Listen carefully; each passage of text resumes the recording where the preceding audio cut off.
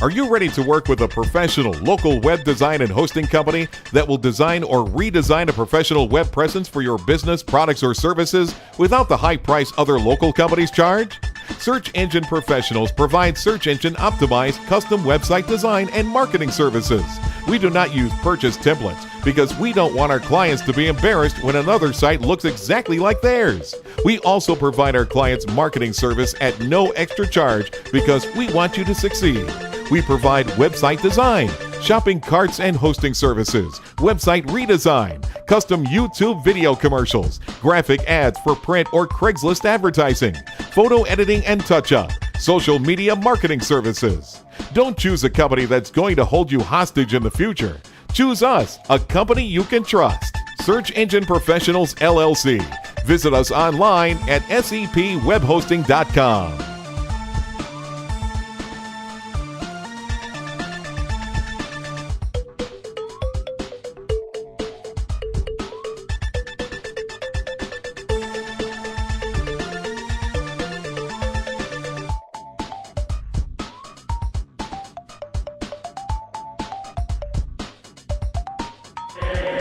Comments are heard, so we'd like to get started. My name is Trevor Jory. I'm the Deputy Director of the Air Quality Division for ADEQ. I will serve as tonight's hearing officer. Before I begin, I would like to ask you to hold any questions that you may have about the format of this meeting until after I do my presentation. If there's any questions about the format or the structure of the meeting, we'll cover that at that point. As you can see, there are a significant number of people here. We want to make sure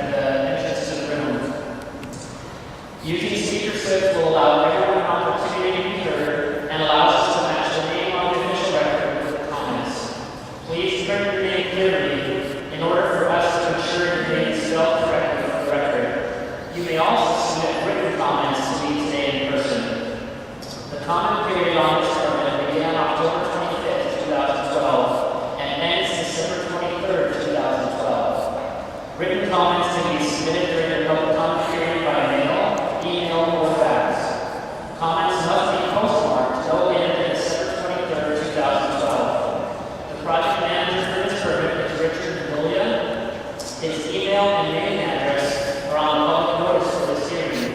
You can also request this information at the information tables in the back of the room or at the sign-in tables. Comments made during the formal comment period are required by law to be considered by the department in the final decision on the aquifer protection permit. This is accomplished through the preparation of a written response to this summary, in which the department responds in writing to written and oral comments received during the formal comment period. I will note that if you want to receive a copy of the responses to comments, you will need to make sure you are signed in at the sign-in table. The public notice regarding this permit was published in the Florence Reminder on Thursday, October 25th, 2012. Copies of the proposed permit are available at the ADEQ office and on the ADEQ website. The agenda for this hearing is as follows. First, Jerry Smith, the groundwater section manager for ADEQ, will present a brief overview of the temporary aquifer protection permit for the Florence Copper project pilot test facility. Next, I will conduct the oral comment period. I will use the speaker slips to announce the names of the next 5 speakers and ask those speakers to come sit in the stage area. And then I will ask each one of the assembled speakers to come one by one to the microphone at the podium. Each speaker will be allowed 3 minutes to speak. Our staff member, Monica, will act as a timer.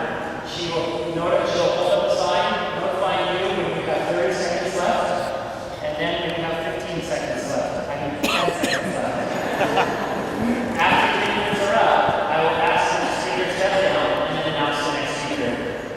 Please be aware that any comments you would like the department to formally consider must be given either on the record during the oral comment period of this proceeding, in writing to you tonight, or sent to ADEQ by December 23rd, 2012. With that, I'm going to pass the microphone to Jerry Smith, who is the groundwater section manager for the department, to give an overview of the work. Good evening, everyone. My name is Jerry Smith. I'm the manager of the groundwater section of ADEQ. I want to spend just 5 minutes giving you an overview on the temporary aquifer protection permit or ADEQ, as it's known, and a little bit about the aquifer protection permit program.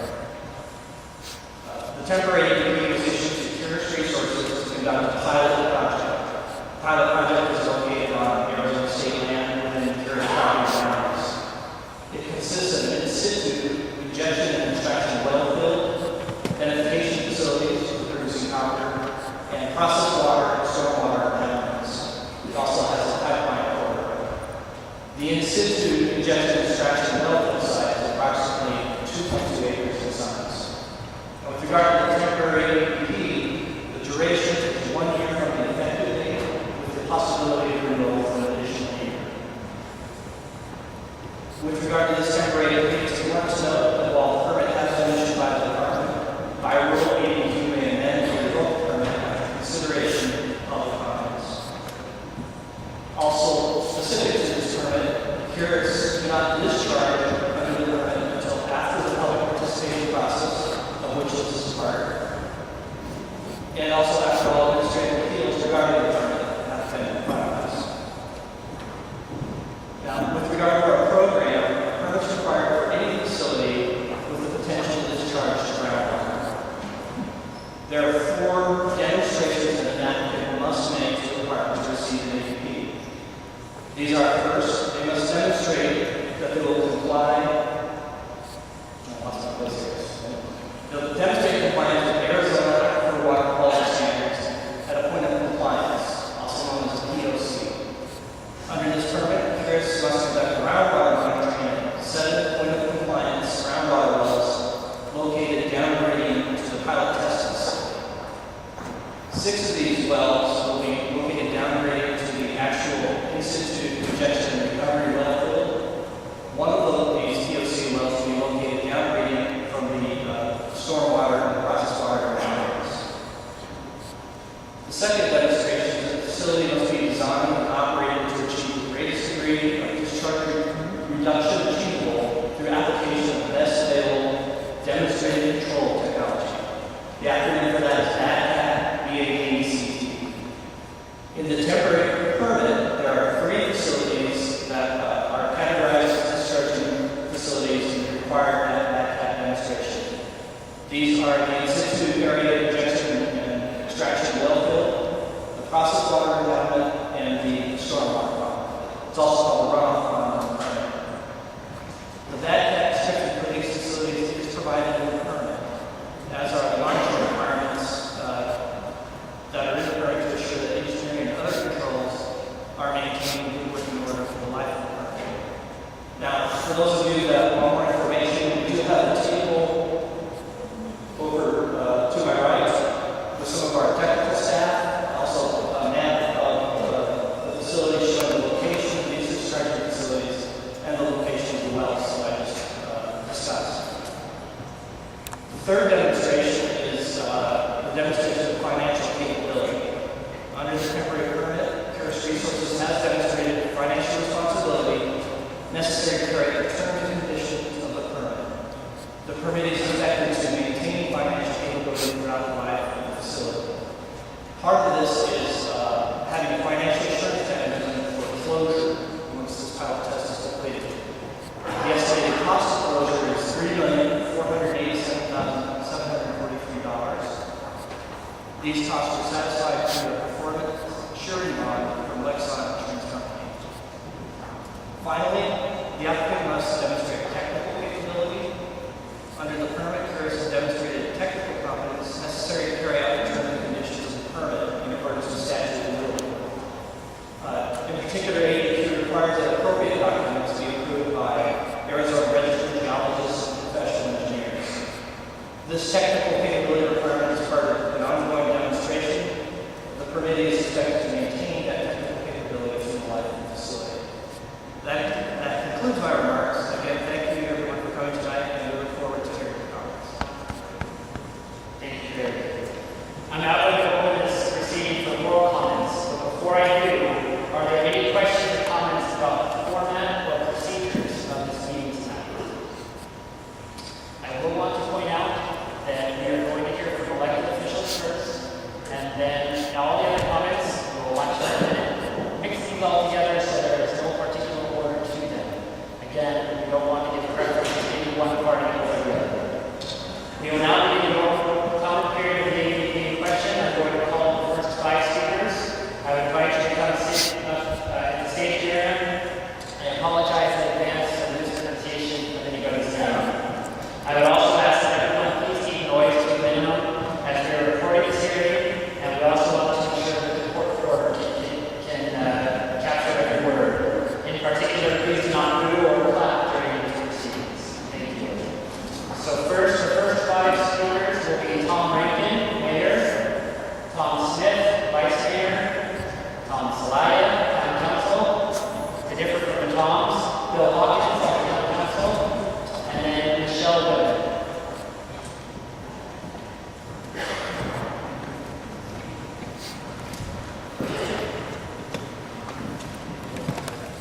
Please, Mr. Mayor, go ahead. Up the podium.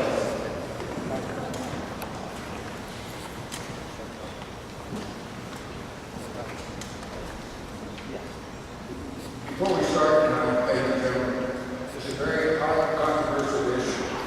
The last meeting we had here was kind of out of hand. This is professional business tonight. This is something we want to keep. So please, let's keep refraining from clapping, stopping your hands, booing, yelling at one another. Let's show the world what Florence is. Thank you. Okay, can we start the talk? Or have you already started? Oh, the temporary permit you're looking at is limits monitoring and compliance requirements. The site-specific quality assurance project, QAPP program, should have an independent third party allocated to meet the data and quality objectives of the permit and allow vested interest to be protected.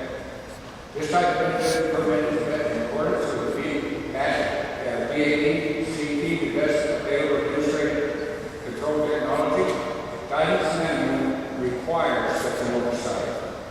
Thus, providing assurance functions are established, effectively executed, and correctly performed. Evidence of activities affecting quality is critical to those affected by safety-related activities and for the public safety. The use protection level, UPL, should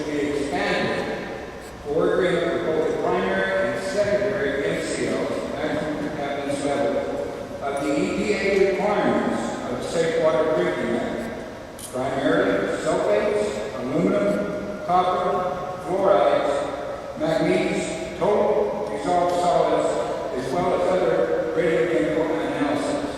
It is imperative that AWQS, the Aquifer Water Quality Standards, not be violated at points of compliance, and that is no degradation of the existing aquifer relative to the pollutant takes place. Provide verification that the injection wells, Class 3, has been permitted by the EPA UIC program as stated in the permit.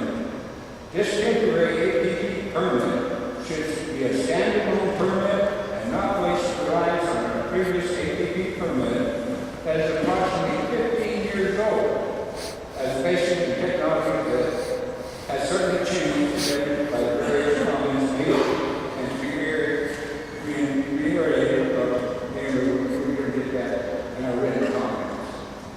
Hydraulic control has not been adequately identified in the existing underground working conducted previously on the site, nor has all the boreholes previously drilled been located and thus cannot be abandoned. The underground workings have not been isolated and they contain water. And the last thing I'd ask you, I've got 30 seconds, is when you get ready to do this permit, just ask yourself, your family, your wife, your kids down here, take the possibility of drinking contaminated water. Thank you. Thank you, Mr. Mayor. Thompson?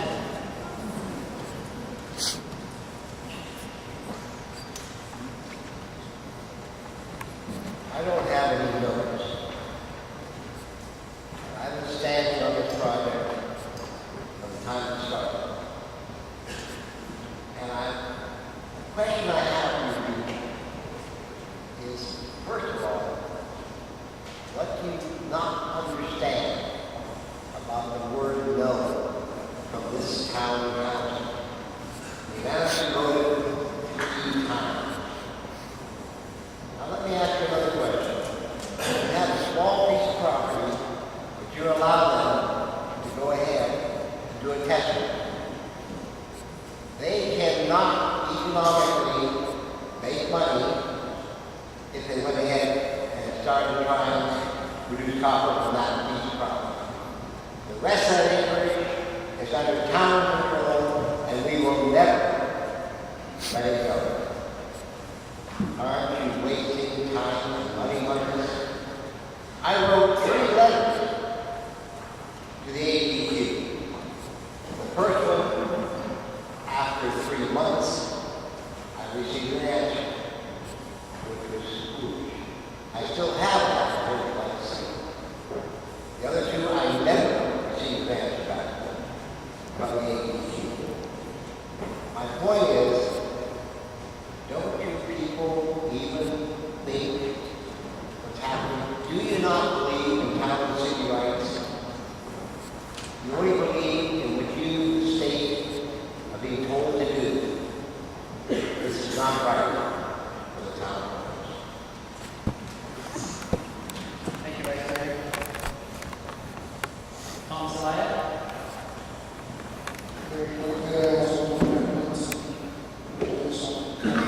Sorry, I can't hear you at all. I'm sorry. I'm going to do this off the cuff. I'm a 4th generation, both sides of my family. So I'm an elected official. Part of my duty as an elected official is to protect the safety, both financial and health, of the community. And I think that's a responsibility of anybody that's elected to a position that has the ability to move these types of projects.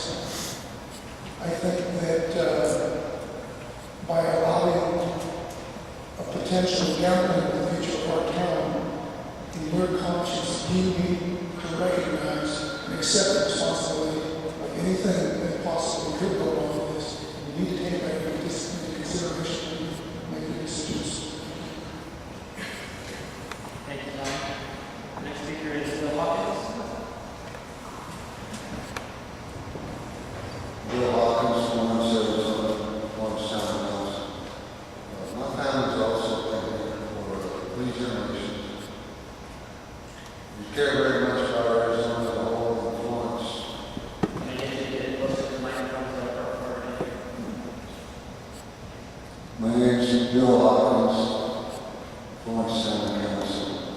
My family's also been here for 3 generations. We care very much about Florence and Arizona as a whole. But during this whole process, with the mine coming in,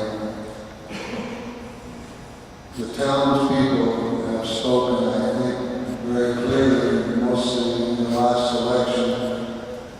We had a council election, the candidates that were against the mine were elected. And the candidates that were for the mine were defeated. So that tells me, and from every meeting I've been to, the vast majority of the people have been against the mine.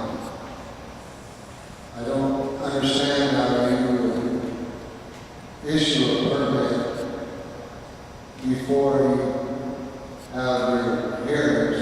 You had one hearing, you didn't take any questions. Now you're having another hearing after the fact. I think it's a waste of taxpayers' money for you to be here tonight. At this point, you've already made up your mind. So, following my fellow councilman, I think that it's a travesty that you would make that decision.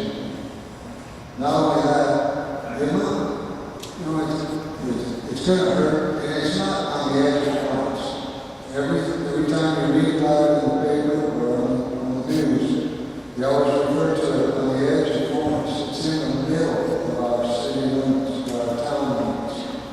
It's not on the edge. You'll kill our future development with the mine alone, not counting the fact that it could, and I mean, the rocks are fractured, there's thousands of holes already, core holes that we can't even identify. It's going to transfer the water. So, and I don't know if most people realize, but a mine is not limited on the amount of water they use. And for them to dilute the billions of gallons of acid down to the point they say they're going to dilute to, it's going to take trillions of gallons of water. So without contamination, we could go dry on our wells down here. Thank you.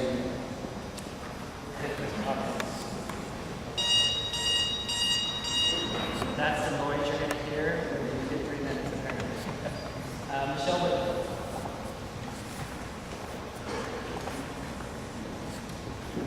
Good evening. My name is Michelle Whitman, and I've been a resident of Florence for the past 5 years. My husband and I are raising our young family and we work in the community. We moved to Anaheim because we believe it was a great place to raise a family. We knew the area would eventually grow and bring lots of opportunities that would attract other young families like ourselves.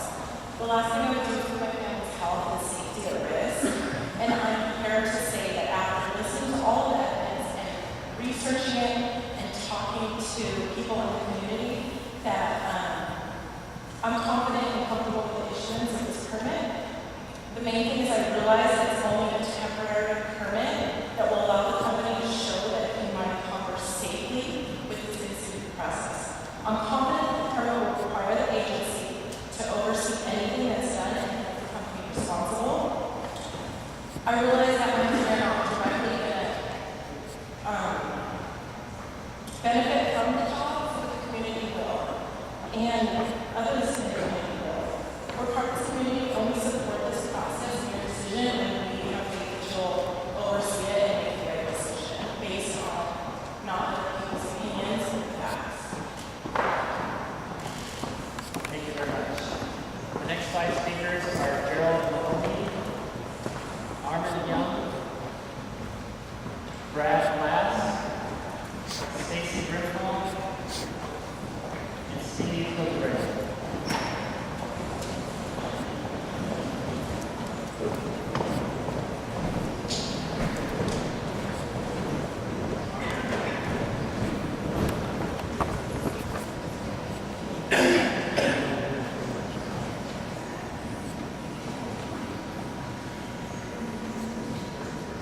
Gentlemen, sirs.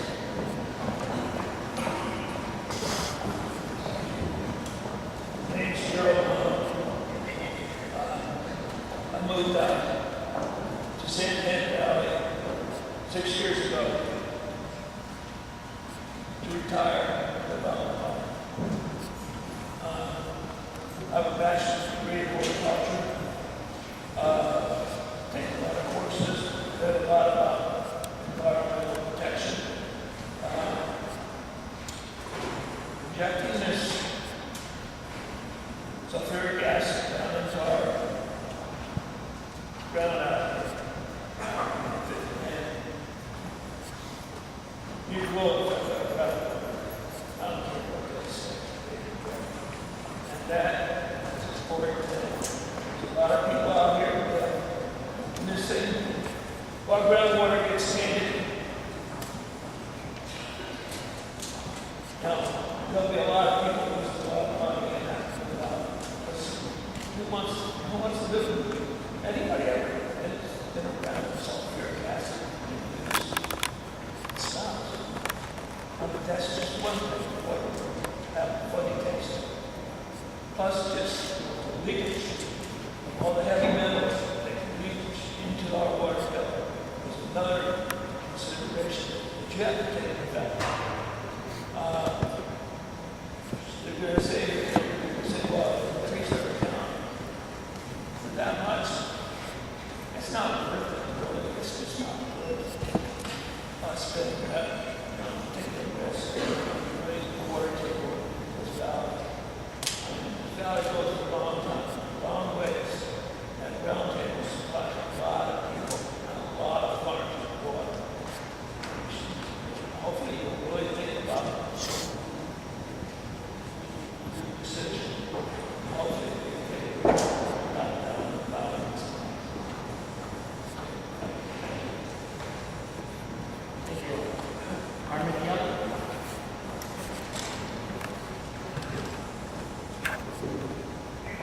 There are so many things wrong with this ETF.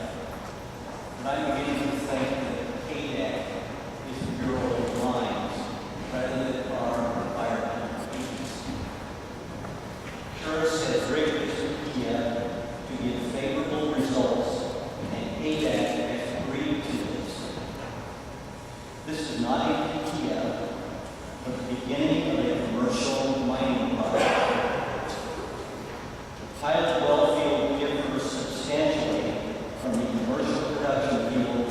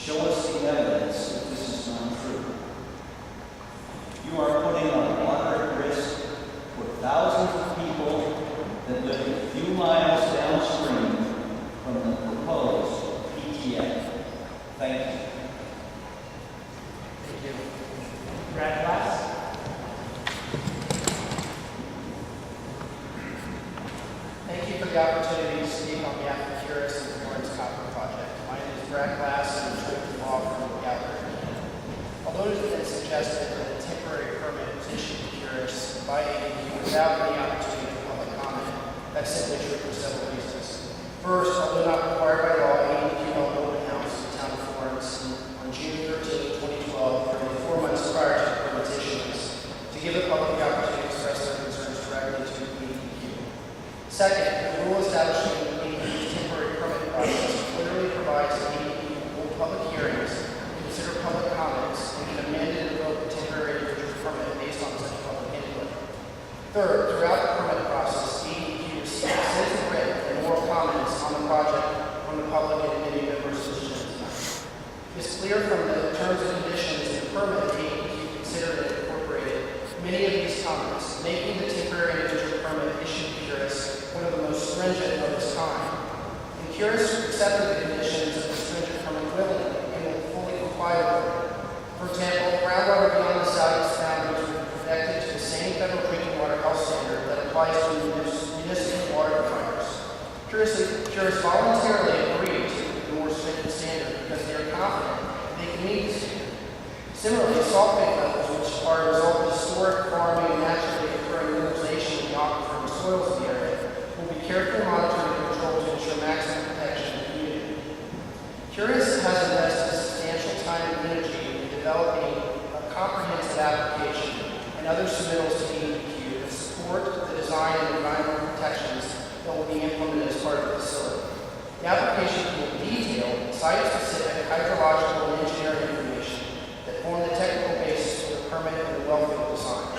This information, coupled with ADEQ's thorough review and consideration of the permit application, ensure that the project will not create any public or environmental harm and will not adversely impact groundwater or public health. Specifically, the information submitted by Curious and then carefully considered by ADEQ has resulted in an extraordinarily stringent and protective permit that, among other things, contains technically sound methods to measure and document hydraulic control and groundwater monitoring to ensure solutions to contaminants do not escape the project's boundaries. It establishes 6 separate points of compliance locations, very conservative water levels and aquifer quality limits, and contains proper financial assurance estimates of operation, maintenance, closure, remediation, and reclamation. Mining is one of the most highly regulated industries.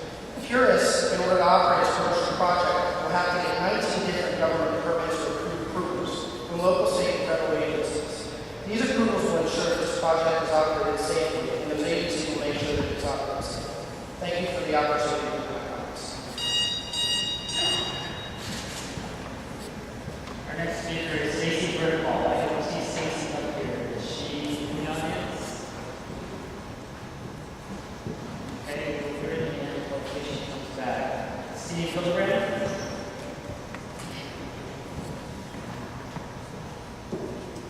Good evening. My name is Steve Hildebrand. I've been in Arizona resident for 41 years. I've been a mining engineer for 41 years. I've built and run in mines all over the world. Australia, Zambia, Chile, all over the U.S. We have in the U.S. an interesting problem here because uranium is mined by in situ. There's 95% of all uranium mines are in situ. They do have the technology to control their solutions. Now, concerning this ADEQ that Curious has applied for, basically the question is, can water get from one aquifer to another aquifer, a pumping aquifer, a groundwater aquifer? Maybe I'm mistaken about the Florence site.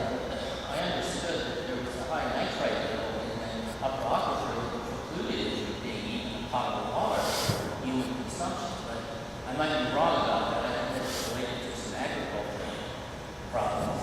Now, Curious has come up with a plan in their pilot test. It's going to go ahead and have an inward gradient. This is a reality. You can do this because of the different permeabilities surrounding the test area. The underground is sulfide, otherwise in the oxides, is basically impervious. You're not going to get leakage down. So the question is, can you get leakage to the sides or can you get leakage up? So how do you control those? There's a hydrostatic head that holds the solution down. You have to somehow go through a impervious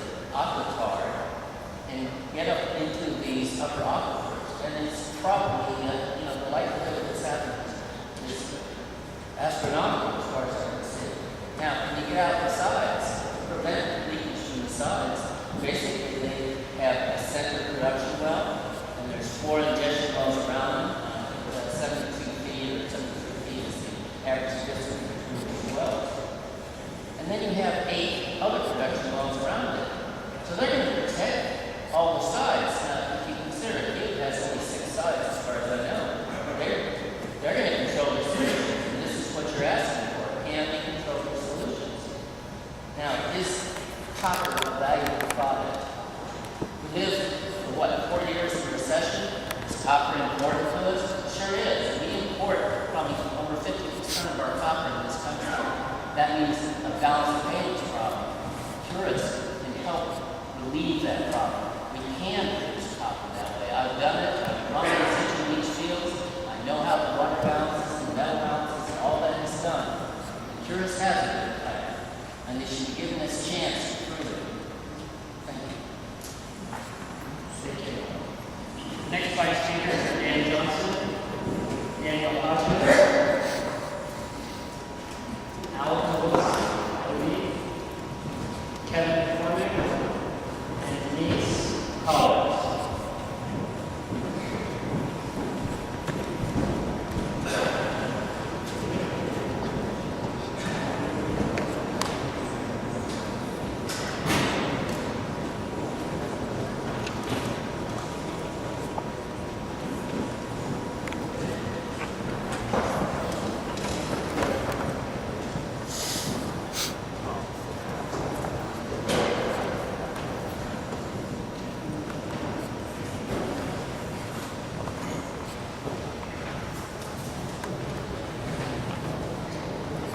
Well, thank you for the opportunity to speak this evening. My name is Dan Johnson, I'm Vice President of Technical Services Department for the Florence Copper. I have been studying and practicing geochemistry and engineering for over 30 years now. You will hear some people oppose this topic to a lot of certain things this evening. But the truth is, sound science and engineering and no expert evaluation support the fact that the project can be done in a safe manner with developers. This in-situ process has more in common with the municipal water treatment plant than it does with traditional mining around the state. It's a proven technology verified by independent experts who have testified to the veracity and safety of conducting in-situ capital recovery operations. The solution of approximately 99.5% water and 0.5% acid will be delivered to a limited section of the identified capital deposit deep below the ground surface. The mildly acidic acid will slowly dissolve copper and is continually recycled, extracted, and controlled the process. And the soluble copper is fully recovered, the minor amount of acid used in the process stops when delivered, and water from the same aquifer will be recycled to fetch and mineralized deposit for several months until we and you are assured that the area underground is restored in accordance to the applicable standards established in our permit. Although it's a hydraulically closed process, and more solution is always withdrawn and pumped into the copper deposit, the 7-point compliance model will also be in place to ensure that safe water does not escape the immediate area. Although the law arguably would require only one upgrade monitoring well, this project contains 7 wells completed at various steps for added safety, all for a pilot test that is only 2 acres in size. Our operational well casings have 3 redundant layers of seal protection to ensure that our water solution doesn't somehow escape on its way down or back up the well case. Yet these wells will be continuously monitored and tested for safety. And the highly likely event of a breach or even all safety measures fail, even if we and all of our environmental authorities somehow fail. Well understood geochemical principles strongly suggest that safe water would be neutralized within feet from the project area, and would still take over half of a century to migrate to enriched drinking water. Well boreholes within 500 feet of our project have all been identified and will be sealed and with cement to ensure that water from one part of the aquifer cannot migrate and affect another part of the aquifer. Again, as required by you and overseen by you. ADEQ appears to implement numerous safeguards in the project's program to ensure environmental safety. I want to respect your time limits, so thank you for that opportunity to speak here. Thank you.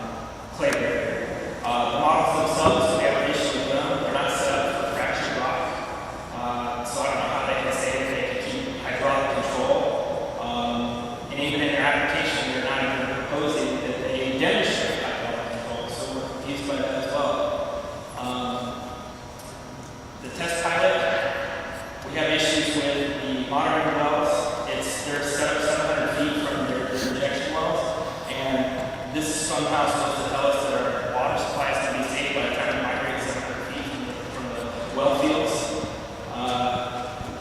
One or two last issues.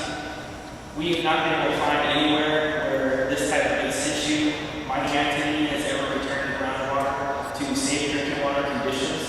And that being said, if they were to do this test facility, how come ADEQ is not requiring financial assurance for offsite contamination? Thank you very much. Thank you. Alderman Wilson? Thank you. My name is Alvin Wilson from Florence, Arizona. Just really sad to me to hear so much negativity about this project. I've spent 37 years of mining and construction around my kind of mine is involved in construction and startup of this very same type of mine in Colorado, Florence Copper.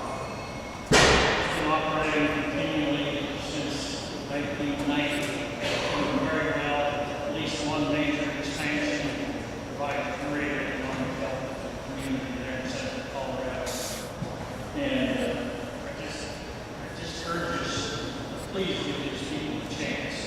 I've been on these jobs and I know that it's going to be monitored enough.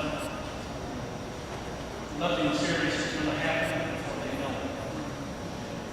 Just ask you to please give them a chance. Thank you. Thank you. Kevin McCormick? Kevin McCormick, been a resident of South County for 9 years.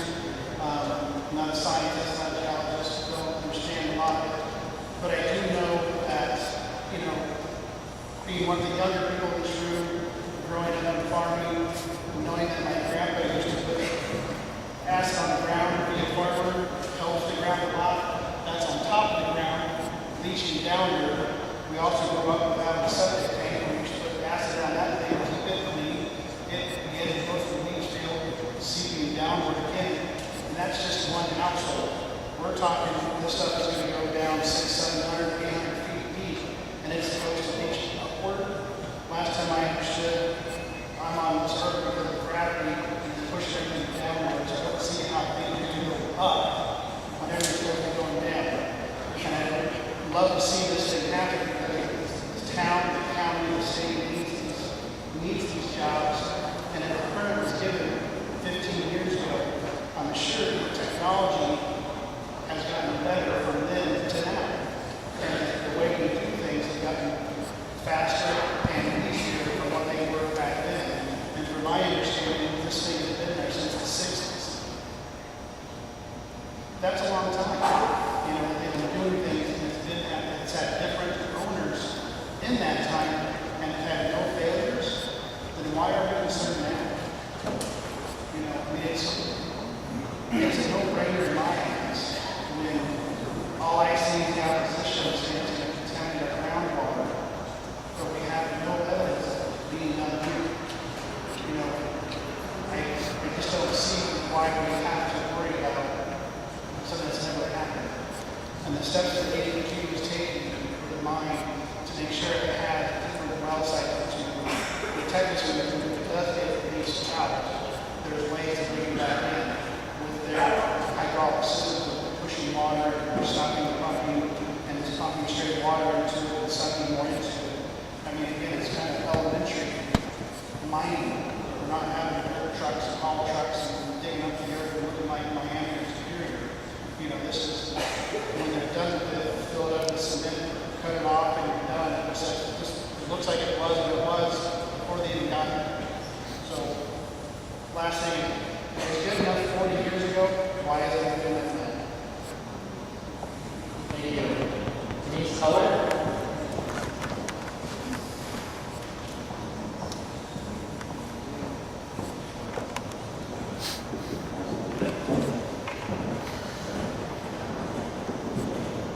Good evening.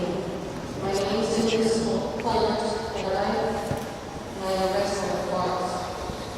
I have chosen to speak tonight because I have in the past to support this project.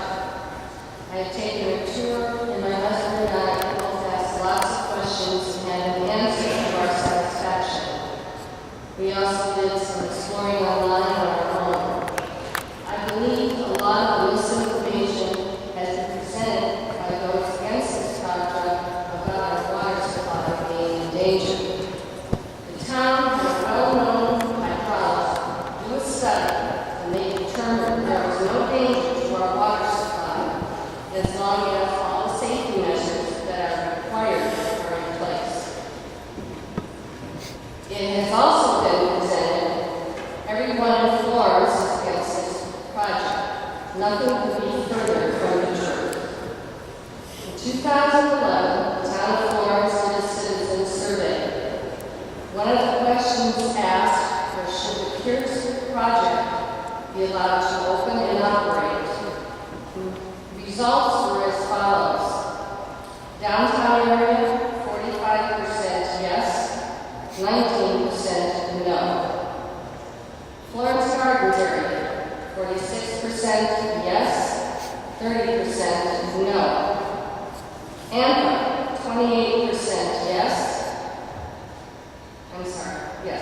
and 48% no. As you can see, there are more of the town residents that answered this survey in favor of this project than not. In conclusion, I would like to thank ADEQ for listening to all of us. I have complete confidence in ADEQ to safeguard the people's interests as this project goes forward. Thank you. The next 5 speakers are Richard Conley, Yvette Stack, yes, thank you, Barbara Manning, Karen Wall, and Wilbur Friedman. Okay, all right.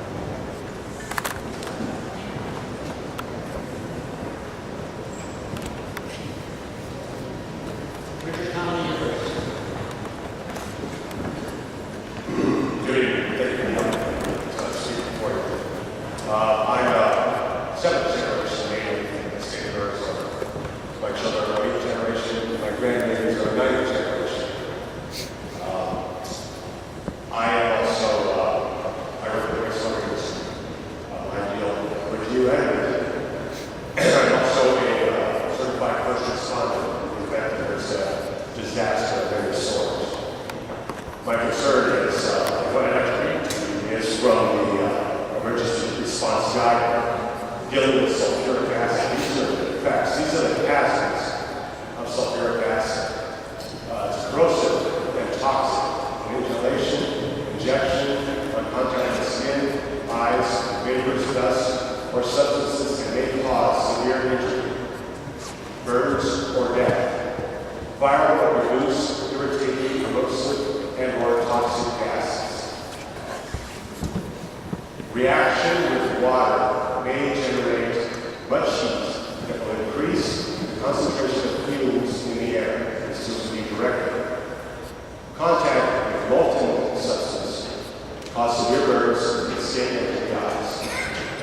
Runoff, this is big.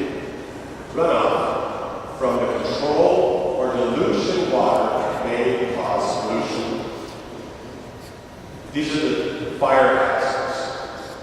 May ignite combustibles, i.e. paper, wood, clothing. Substance will react with water, some violently. In other words, if you put water directly on sulfuric acid, it will explode. I'm going somewhere with this. Contact with metals, we're talking about light containers with 3 layers of steel. Contact with metals evokes flammable hydrogen gas. When you're dealing with this on an emergency level, the very first thing that you need to do is make sure that everybody is 1,000 feet away from the accident. In the event that the spill does occur during the day, depending upon the winds, and we all know the winds here are not always in one direction. We have prevailing winds that go numerous different directions. If it's during the day, the contamination rate is 1.8 miles. At night, it's 3.8 miles. My problem with this is I have grandbabies that live in this town. I have young ones that live in this town. Suppose there's an accident. I know they're talking about putting little droplets of sulfuric acid in, but they're going to tote it in large containers. Suppose one of those spills. How are we going to deal with that? And who's going to pay for it? Thank you.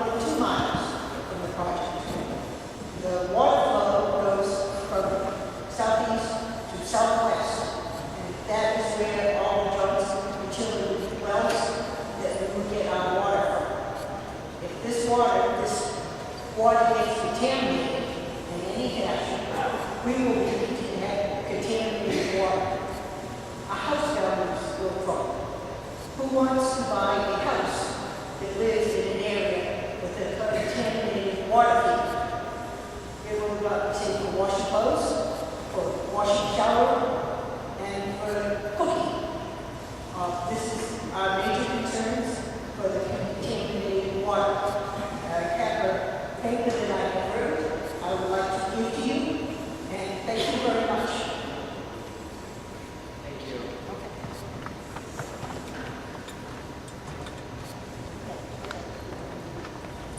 Robert Rennie.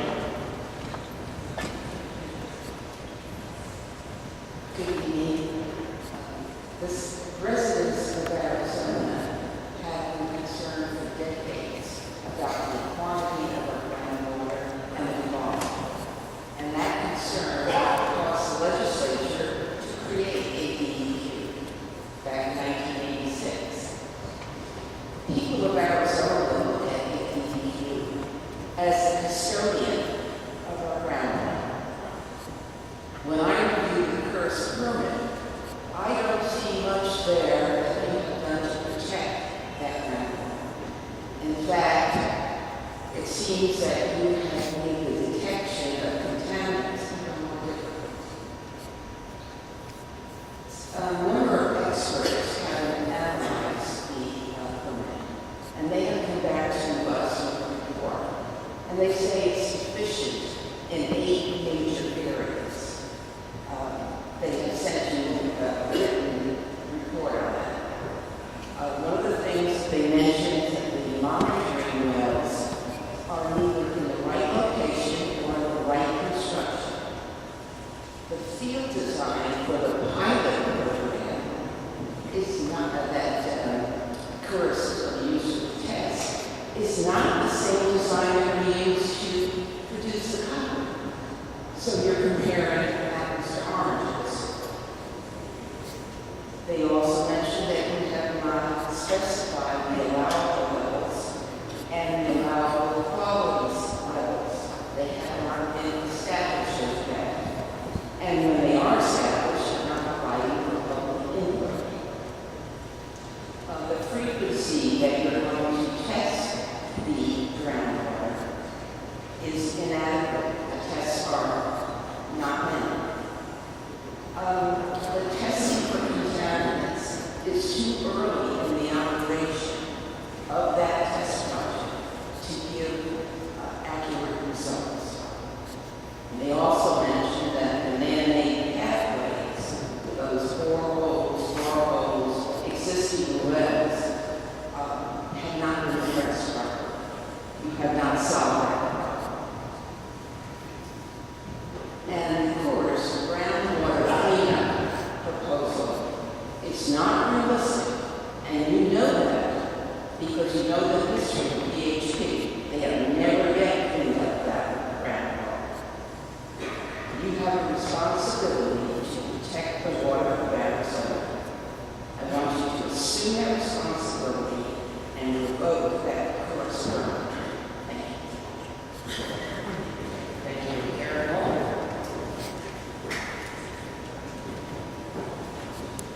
Bart stole my thunder. My name is Karen Hall. I'm a resident of Florence. I have been for the last 5 years. My husband and I are retired here. I feel that the temporary individual permit for Pierce's pilot test facility should be revoked. Here are just a few of the reasons. The Arizona Administrative Code says that the tip may be issued to develop data for an aquifer protection permit. In order to develop reliable data, Pierce should be required to create the same conditions that would be required for an ADEQ. Next, Pierce's PTF does not fit the maximum 2-year window of the tip. And in fact, it appears that ADEQ might issue a commercial permit before adequate data from the PTF can be fully collected and analyzed. It allows Pierce to experiment and move on to commercial operation without actually proving the safety of the process.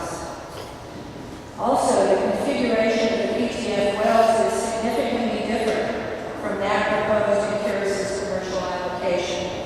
If this were a legitimate PTF, the well configuration would be the same required to demonstrate hydraulic control.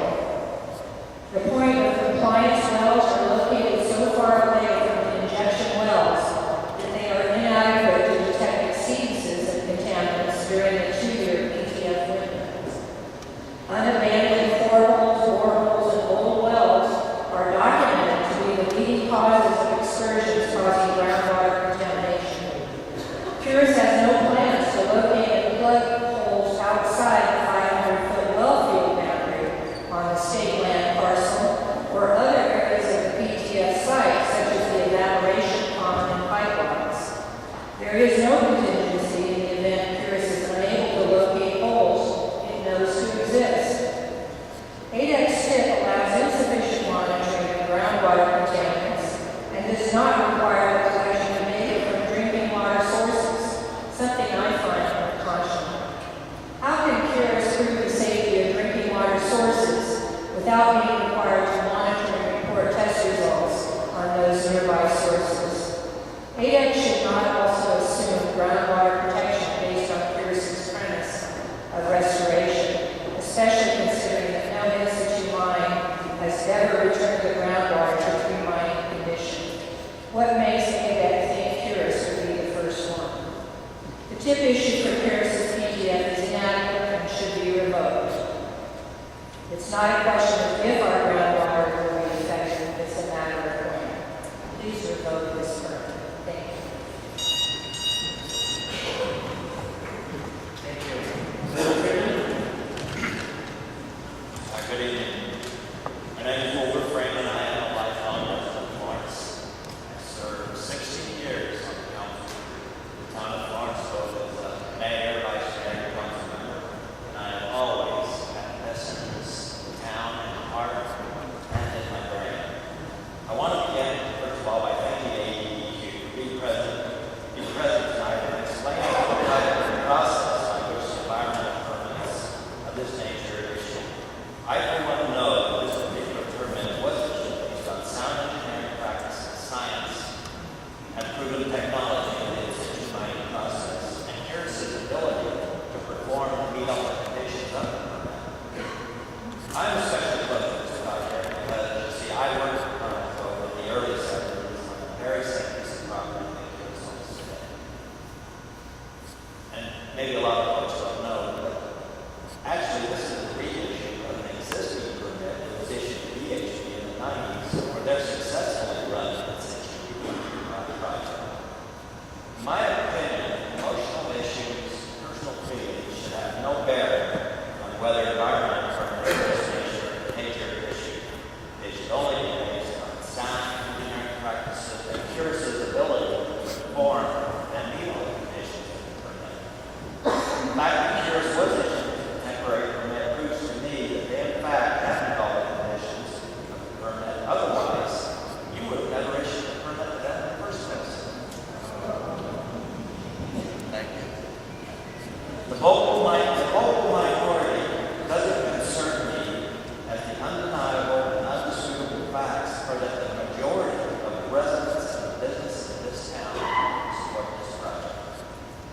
Also, no one can also deny good paying private sector jobs are vital to our local economy. Go ask any business downtown on Main Street what's left of them if they welcome new industry to the area. And environmentally safe industry that would help boost their profits and revenues. And what you will hear is an overwhelming yes. One last comment. ADEQ needs to hold Purist's feet to the fire and hold them accountable to the residents of this town. As this project continues to move forward, and I believe it will, I want to thank you again for both your expertise and your oversight. Thank you. Thank you. The next five speakers are Bob Harris, Larry Teachers, Tom Merrifield, Sarah Larson, and Bruce Marsh.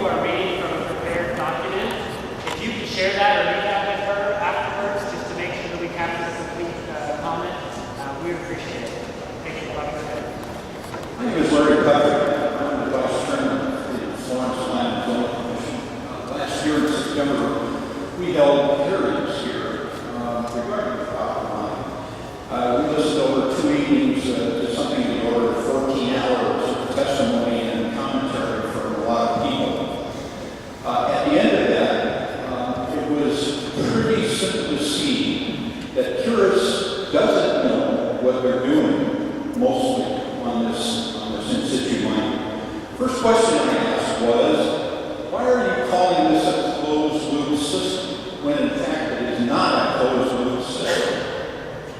The answer was, it depends on what your definition of open loop or closed loop is. By definition, my shirt is blue.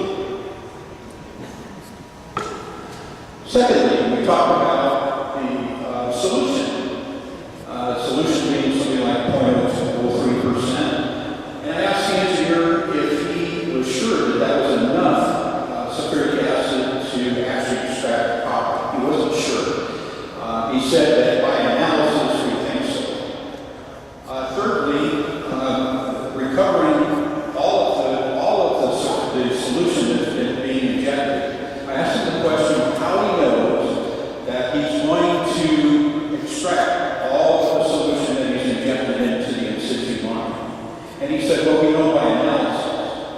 Well, I don't know how you can look at a picture of that aquifer and you know how the in-situ mine works. I don't know how you can tell that you're getting, even if you pump 110%, I don't know how you can tell you're going to get all of that solution out of it. And we're not so much, we're worried about the sulfuric acid, but we're also worried about what the sulfuric acid is going to break loose in the rock. There will be a lot of other things that will be out into the aquifer.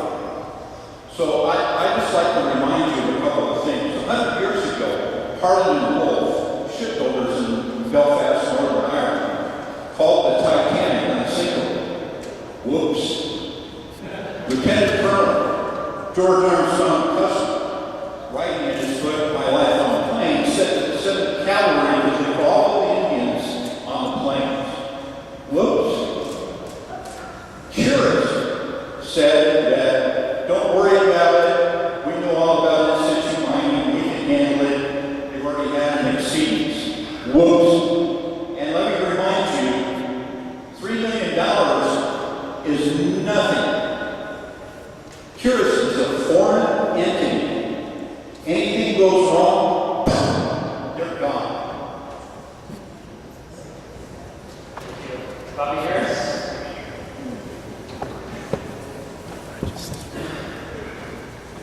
Good evening, my name is Bobby Harris.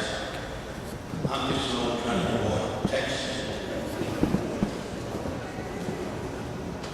Not real bright, don't have an engineering degree, but I believe this in-situ mine protection work out there, they have to be deep in fractured rock.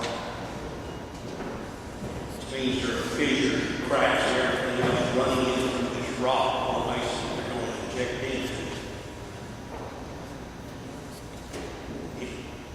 Common sense also tells me if you pump in a solution into the ground, you're going to get absorption and you're going to get migration. My concern is not down but the side migration. Higher rate to control that. If you've got fractures in these rocks or whatever, you're going to run into other boreholes and so forth. They're going to migrate. Second thing is, this all comes down to, I believe the ADEQ is a governing and regulating board. Is that correct? Also, you are a non-police board. So any information that you receive from any applicant you issue a temporary permit to, they have to furnish you that information. Folks, we're dealing with millions and billions and billions of dollars. Anytime I've seen money in political governing agency, it's almost a guaranteed disaster. If you don't believe, look at the Rocky Flats up in Colorado. They've been shutting that program down. People are still dying up there that lived on that land. It is completely safe. All the doctors will still say, thank you very much. Thank you, Tom Harrington.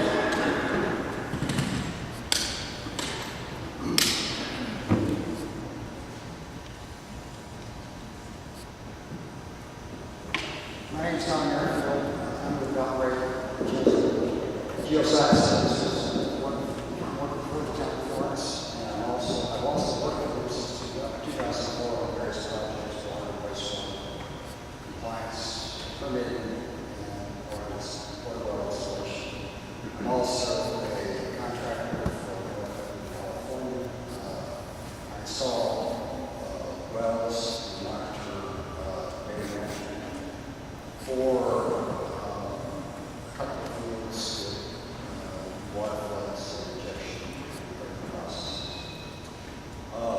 first point that I have is Florida, which uses software which uses for the analysis of context.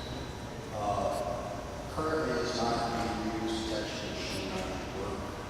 The last version of the program was in 1995. I've spoken to the people who developed it, and they don't use it anymore. The issue is flow dam detection was utilized to interpret homogeneity geography. This is a fraction algorithm that utilizes they use it to evaluate the connectivity of fractions. The issue that was that they interpreted optimally homogeneous. If this software is not being used, then we need to reevaluate that issue right there. The problem is that the homogeneity of the aquifer impacts well placement, it impacts demonstration of hydraulic control, it impacts water balance, and ultimately the design characteristics of the above-ground infrastructure. That's the first thing. For those reasons alone, I think this permit needs to be denied. The second point is if you look at individual bad cat that's currently used for in situ mines and for similar types of facilities that are fractured. The methods and methodologies are not incorporated into this study. I pull my resources from EPA, from also the Community Council, Scientific Advisory Council, from the fracking group in the United States, across the United States, as well as Schlumberger, which is consulting for Harris. And in my mind, the individual bad cat is normally used for situ mines, is not being used here. For that reason, I think the permission looks like an option. Thank you. Sarah Martin.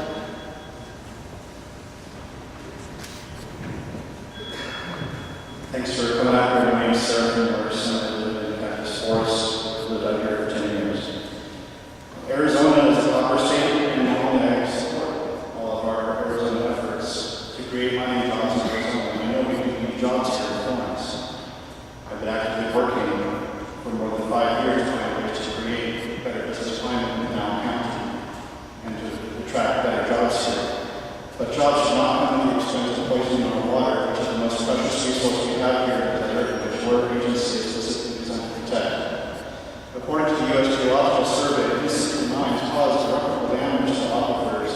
I quote, "To date, no remediation of an ISR operation, ISR Maintenance Institute, in the United States has successfully returned an aquifer to baseline conditions," as reported in 2009 by the U.S. Geological Survey. Contamination occurs because of the leaching agents, in this case, sulfuric acid, which causes, and I quote here, "significant risks of contaminating the groundwater systems outside the mining zone in order to the horizontal region."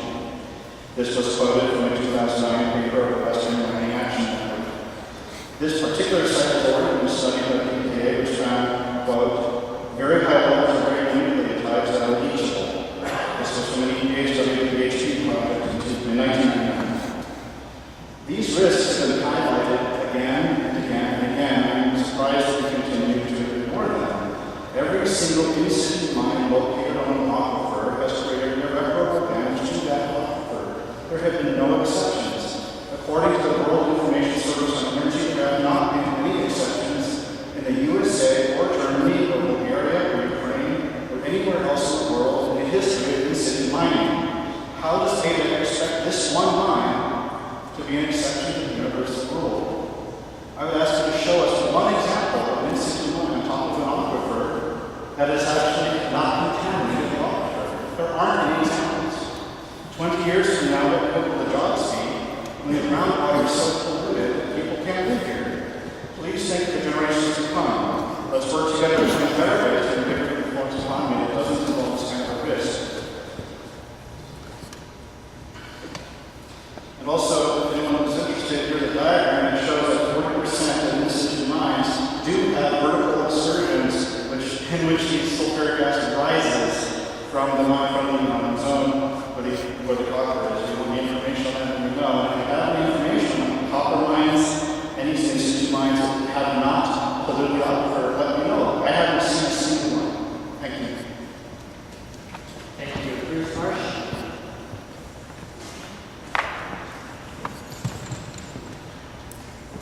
Thank you for the opportunity to speak this evening. My name is Bruce Marsh. I'm an environmental engineer. I was recently employed by the Florence Copper project. I worked extensively on development, planning, environmental cleanup, and community projects. I spent the last 3 months talking to many different people about this project. I heard the passions. Some of the people opposed to the Florence Copper project. Frankly, those passions are understandable. I realize that there are misunderstandings and distrust. Cures must accept and share the responsibility for letting that happen. This demonstration project, this in-situ process, can be done safely. It will be done safely because it must be done safely. Not only will you provide oversight, the project moves forward, the U.S. EPA continually scrutinize this process. Clearly, this community, people right here tonight, will be looking over our shoulders as they have every right to do. You're here tonight to hear comments about the permit that you've issued for a 2-year demonstration pilot project designed to provide the information and data that you, we, and everyone will need to determine if and how this project might move forward into a full-scale operation. Pierce's parent company has a 25-year global track record in mineral exploration, engineering, and environmental science, and project development. As an added measure of safety for this community, and as required by you, Pierce's surety bond guarantees that funds will always be available to restore this property to its original condition. The casual observer used to seeing Arizona mines from open pits and tailing ponds, it may seem odd that a copper recovery operation has more in common with a water treatment plant and will be compatible with the long-term development of the community. But this in-situ process provides for exactly that. 25 years from now, when our project is completed, the long-term master plan for Florence will allow this ground to be used for housing, schools, recreation, or whatever is in the best interest of the community at that time. We invite everyone here tonight to come visit our project and see it. Finally, I'd like to thank Mayor Rankin and others for taking their time to talk to me. Know that we will do everything possible to earn your confidence and trust. Thank you to ADEQ for giving us the opportunity to show that we can do this safely. Thank you for issuing the permit and for the opportunity to speak this evening. Thank you. We're going to have 5 more speakers. I'll call them and then we're going to take a short 5 to 10 minute break. The next 5 speakers are Rick Decker, Jim Burns, Craig Brown, Sharon Reed, and Justin Merritt.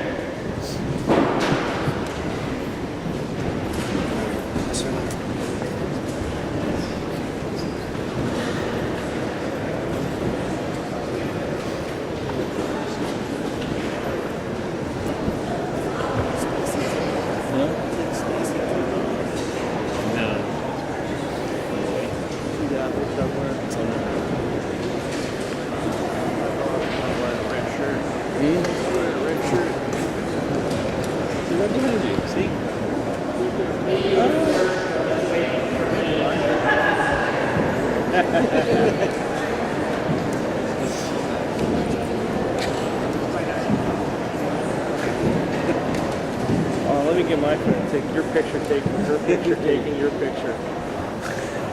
Be a closed loop.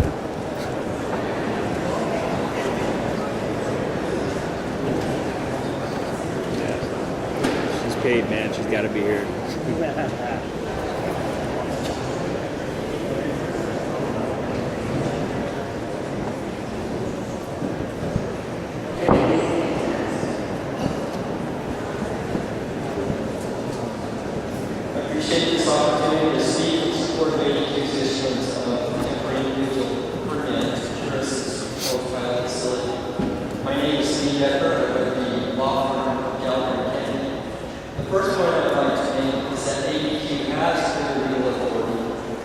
temporary use permits, and more specifically, to issue a temporary use permit permit to Pierce's pilot facility.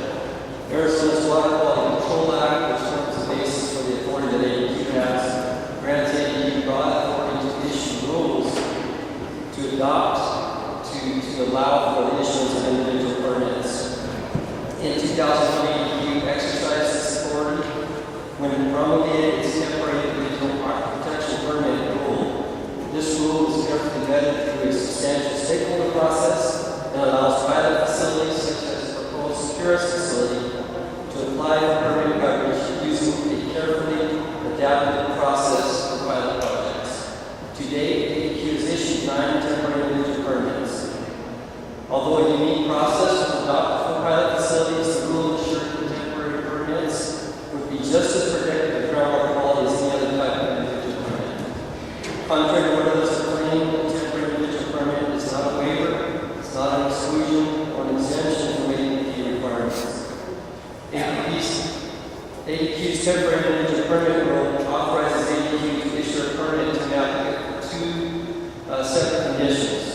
First, for a facility that has a discharge lasting no longer than 6 months, and second, to a pilot project where it's necessary to develop data for a full-scale project. The pilot facility is being authorized under this permit that's at issue tonight expressly meets the second condition. Pierce's proposed pilot facility has a very limited purpose, which is to develop data to support moving forward with an individual project, ADP for the full-scale project. Although ADEQ has received several allegations to the contrary, another point that should be stressed is that this permit includes several extraordinary conditions to protect groundwater that meet and substantially exceed legal requirements. One example of extraordinary conditions in this permit is the establishment of 6 point of compliance wells around the 2-acre well field. Most facilities of this size would require at most 1 or 2 point of compliance locations. Pierce also agreed to an internal sampling well that would agree that to sample for certain parameters to make sure that the well field was performing adequately. This well was not legally required, but was installed at the request of ADEQ. By accepting this permit, Pierce has voluntarily agreed to implement permit conditions beyond what would otherwise be legally required. Thank you. Thank you. Jim Burns.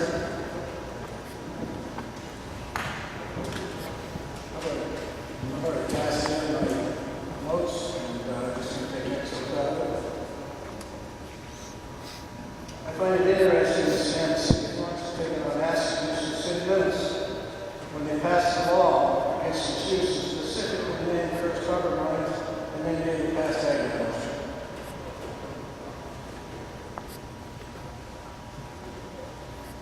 I discovered that Arizona stands by itself when it comes to poor government practices. In any other state, this would be discrimination against the law. The city of Florence also shut down their access to out there where their plant is.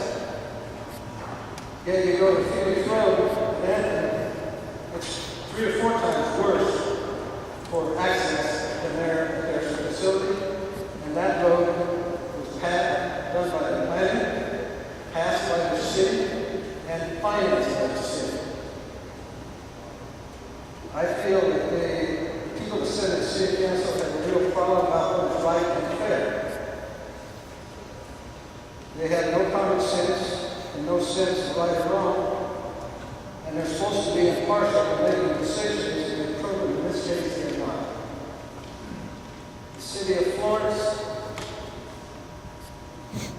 along with the developers and the private utilities, in my determination is trying to put the Copper mine out of business so they can build houses out there. Where are they going to get their water? There are a lot of questions that so far have been answered, and before this permit is refused, which could answer most of the questions that have not been answered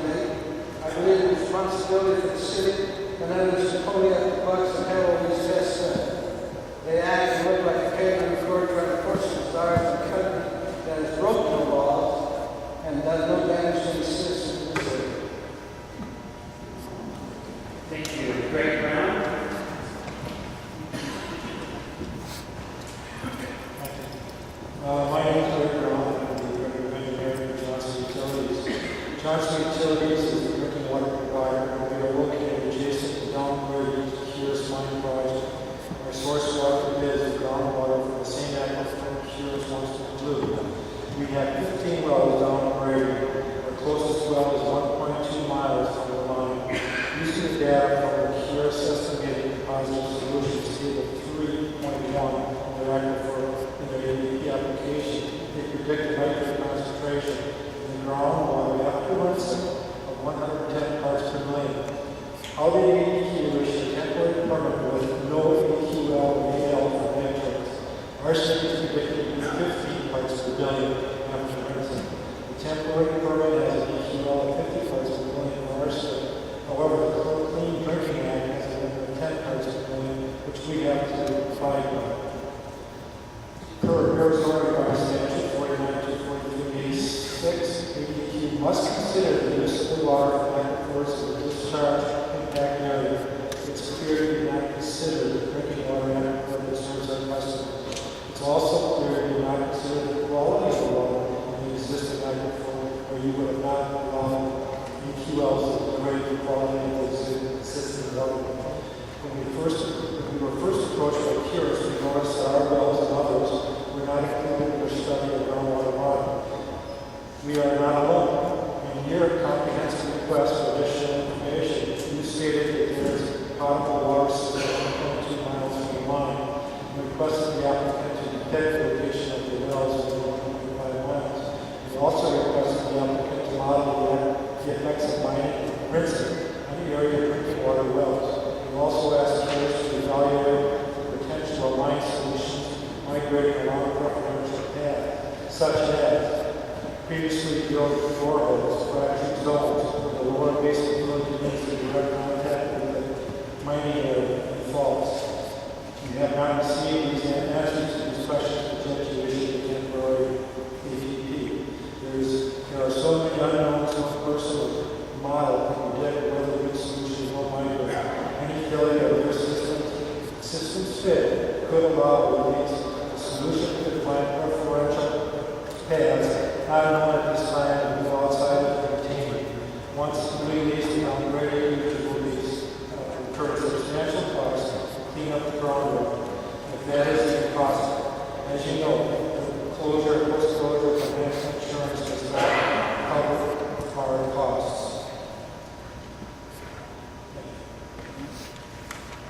Thank you.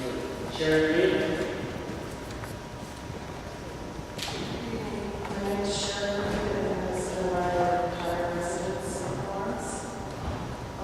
After Cures has mined for 20 years and used millions of gallons of water, injected chemicals that can foul our aquifers, and completed processing its copper, Cures will remove the pumps that supposedly kept contaminated water contained, bury the solids in the evaporation ponds, lay off a handful of local employees, close its Florence office, and enjoy their profits back in their home offices in Canada. This is what could result if the ADEQ issues this initial temporary individual permit. ADEQ has a responsibility to protect the health and safety of the community of Florence and surrounding communities. And if this were in Scottsdale and Phoenix, we wouldn't even be having this here. Thank you. Thank you. Justin Garrett. Good evening, Justin Barrett with Southwest Valley Partners. We are the landowner of approximately 4,700 acres surrounding the proposed Cures mine. And as you know, we expressed that opposition to this project. We believe it's entirely incompatible and inappropriate for this location. As you're already aware, we've submitted numerous informal comments and had to submit more formal comments by the deadline. Just to touch on a few of the points that some of the members have expressed tonight. In summary, we find Cures' application highly offensive and entirely inappropriate and a direct threat to the town and residents of Florence. This permit, as explained by Cures and as explained earlier by the attorney, is set up to be a pilot test project by data to support full mining operation. This should be a true proof of concept operation. What Curious has proposed is not that. This is not a pilot test project. As indicated within Curious' own proposal, they propose to sample for data only once during a 2-year planning period. If that's the case, why do they gather data only once during that time period? The placement of water wells outside the region where the contaminants would travel during a 2-year operation. Curious proposed to sample at depths inconsistent with where the injection will occur. Setting up in the simplest form would be rigged game, designed to succeed and not designed to determine the true impacts of this operation. They propose to leave the aquifer at 5 times the federal drinking water standard for arsenic and 3 times the secondary standard for sulfates. Once again, this operation is nothing more than a sham designed for Curious to use as public relations and investor piece. The agency should not allow Curious to use them as a pawn for these type of endeavors. We implore ADEQ to use the full extent of their authority in every avenue they can. They have authority to use the strictest regulations within this permit. We applaud ADEQ for taking some steps to reject many of Curious's inappropriate proposals. However, we don't think enough has been done. As you know, this process has been highly scrutinized and will continue to be highly scrutinized. All of this material, all of the application, all of the documents with it will be well documented. Does this agency want to be remembered as signing off on a project that's inevitably going to be a catastrophe? It's been widely publicized and the agency is widely aware we're going to appeal. We encourage the agency to take the steps at this point in the process to build in measures that are necessary. Do what's right and revoke this permit. Thank you. Thank you. It's 7:34. We will reconvene the hearing at 7:45.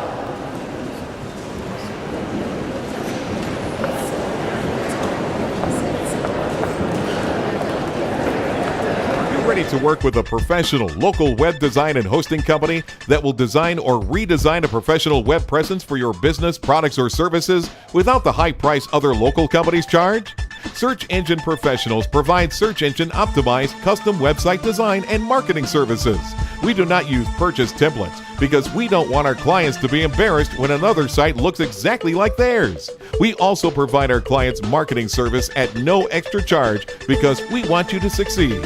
We provide website design, shopping carts and hosting services, website redesign, custom YouTube video commercials, graphic ads for print or Craigslist advertising, photo editing and touch-up, social media marketing services. Don't choose a company that's going to hold you hostage in the future. Choose us, a company you can trust. Search Engine Professionals, LLC. Visit us online at sepwebhosting.com.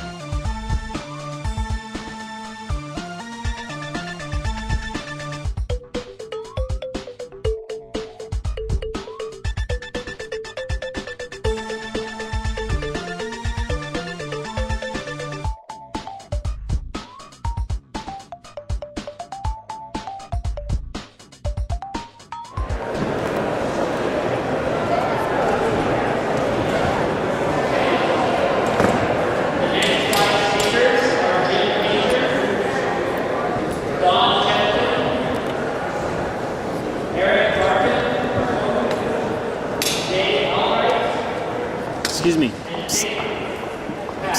Excuse me. I can't. Oh, sorry. It's,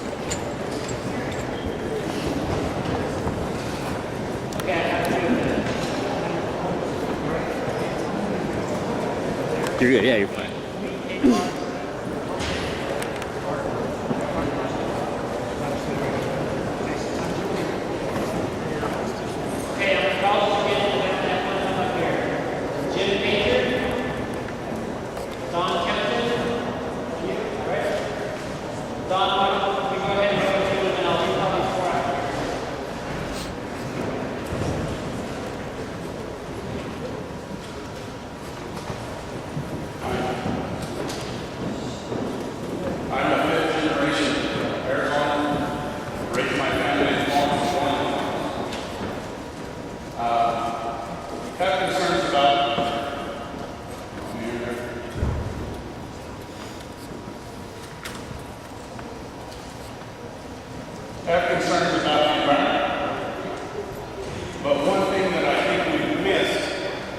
is the acid and alkali chart.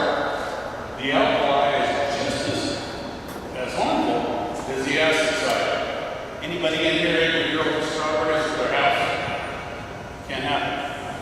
Not without some special additives put together because we're too alkali. The nature of it is you put sulfuric acid on caliche, it neutralizes your water with the right mixture. It cancels itself out. I don't know all the chemical part of mining, of everything else, but I do know that acid, if you've got a swimming pool and you test the pH in your swimming pool, how many's put lime in their pool in Arizona in the last year? None. It's always an acid because our soil, our water is hungry for that balance. My thoughts are when that acid should get away and gets to a caliche particle, it will have a chemical reaction and go to neutral. I learned that in grade school. I learned it in high school. When they leach that metal and begin to move it, they have to have a carrier. That acid solution has to carry it. If it gets dissolved and is not strong enough, it'll drop that metal and it'll die back up somewhere else. It won't continue to move. I commend ADEQ for their study. I think the best thing to do is to have everyone with a well, domestic, commercial, bring in a water sample and you guys get a reading on where we're at right now. Before all of a sudden we come up with my well is contaminated, we need to get it across the board. Anybody who wants to come on board, get a sample so we can set up and we can monitor this. But it's not going to move. It could get in a water source, but the acid is going to balance out the whole county with alkali, which means basically lime. East of the Mississippi is acid. They put lime on their farms. Here we put gypsum because we're alkali. Thank you. Thank you. I think I have here Jim Pager, please. My name is Jim Pager. I've been here for almost 4 years. I have basically 4 points I'd like to make today. First one is people from the purists repeatedly talk about 99.5% water, about 0.5% sulfuric acid. You have to remember that 0.5% is going to leach out the copper from the earth bed. And if it's leaching out copper, the problem is what else is it leaching out? And the people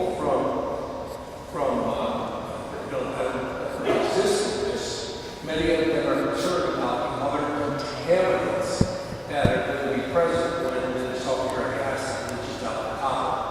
And those are the kind of things that you really have to pay attention to.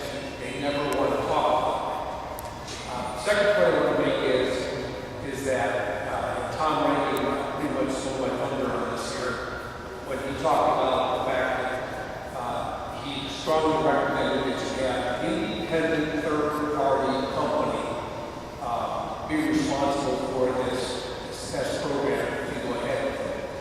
I think there's 2 key components of that third-party company. Number one is they should be the people that maybe help guide you to listen to the various constituents from Johnson Water, from Southwest Partners, who have many objections to the way this permit has been set up. And they can maybe help guide you as to what kind of things you should do to make sure that you're covering all of your bases. The second thing is they should be the people that actually conduct that return protocol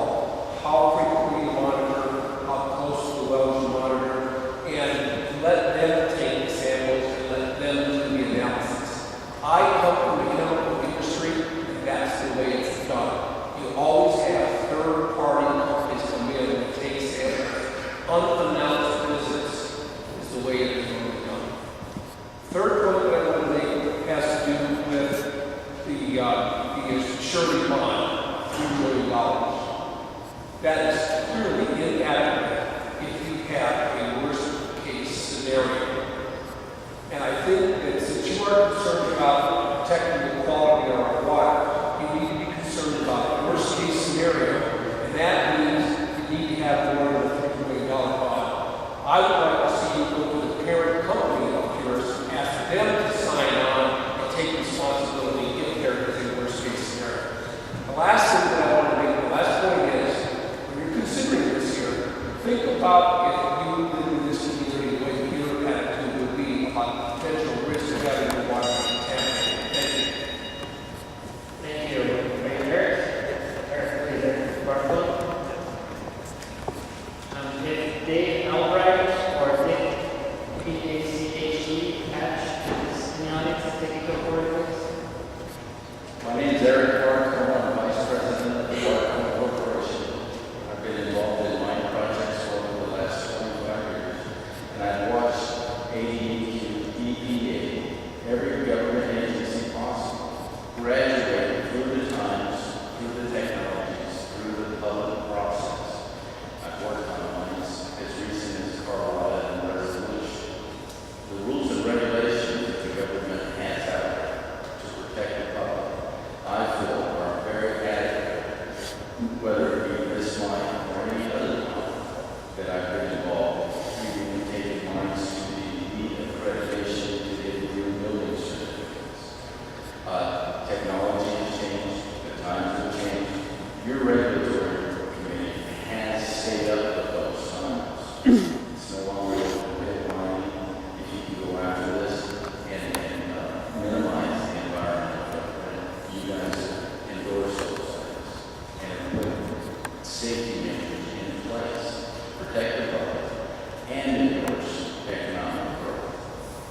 The copper's been put here already. There's no change in that. So you've got to protect the public record, of which you guys have those guidelines in place, of which the Florence project will adhere to in conjunction with your team, my team, if in fact I'm successful in getting you over there, and satisfy all parties involved. I just encourage everybody here to learn, educate, not he said, she said, they said, whatever. Educate yourself on technology, process and procedures, and then make rational decisions. Thank you for your time. Keep up the good work.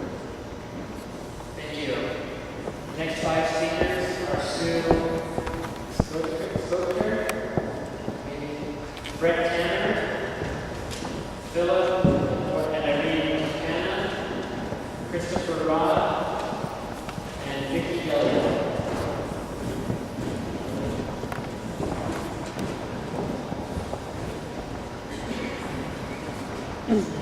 Hi, my name is Sue Stoker. I live in the Sun City development, which is right next to the mining property.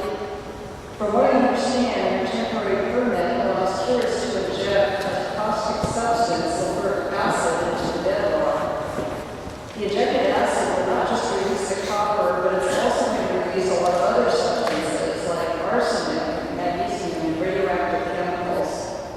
I went on Google to try and figure out how this mine might impact me. I found a 1999 report by the EPA entitled Technologically Enhanced Naturally Occurring Radioactive Materials in the Southwest Copper Belt of Arizona. This EPA report specifically discusses the Cure site. It used data from their own agency to make its conclusions. The report states that the Cure site contains very high levels of radionuclides and that they are leachable. If the bedrock were solid and stable, I would not be as concerned. But from what I understand, that bedrock is riddled with natural fissures and faults and man-made boreholes from prior industrial use, thousands of them. This is where the concern lies. Seepage is inevitable unless all the natural and man-made features and boreholes can be sealed. Your permit does not require this. The land to be mined is not out in the middle of nowhere. It's in the middle of the town with thousands of residents, just a few miles from my house. The aquifer where our drinking water comes from is adjacent to the mining land. From what I understand, the mining operations will occur from 460 to 1,200 feet below ground, which Pierce claims is beneath any drinking water supplies. However, Johnson Utilities wells are at 500 to 1,000 feet,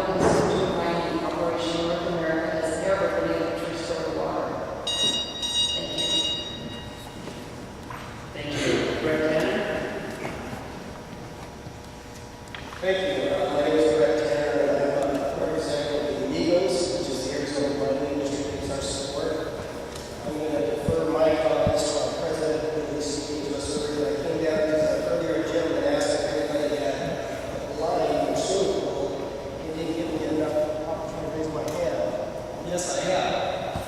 I know a gentleman who is now passed, who's a PhD educated out of Harvard, who taught me how to safely handle lighting and do it in a proper way to neutralize your pools and acids. He was very clear in how he protected me, my pool, and my family around me. These are the type of technical people that are part of the Needles group who are supporting this project, and people like Sarah Curtis, and making sure that these chemicals that, as sitting by themselves, can be hazardous and dangerous, but used properly, can be done safely, effectively, and protect the community around us. Thank you. I have Philip Bender comment.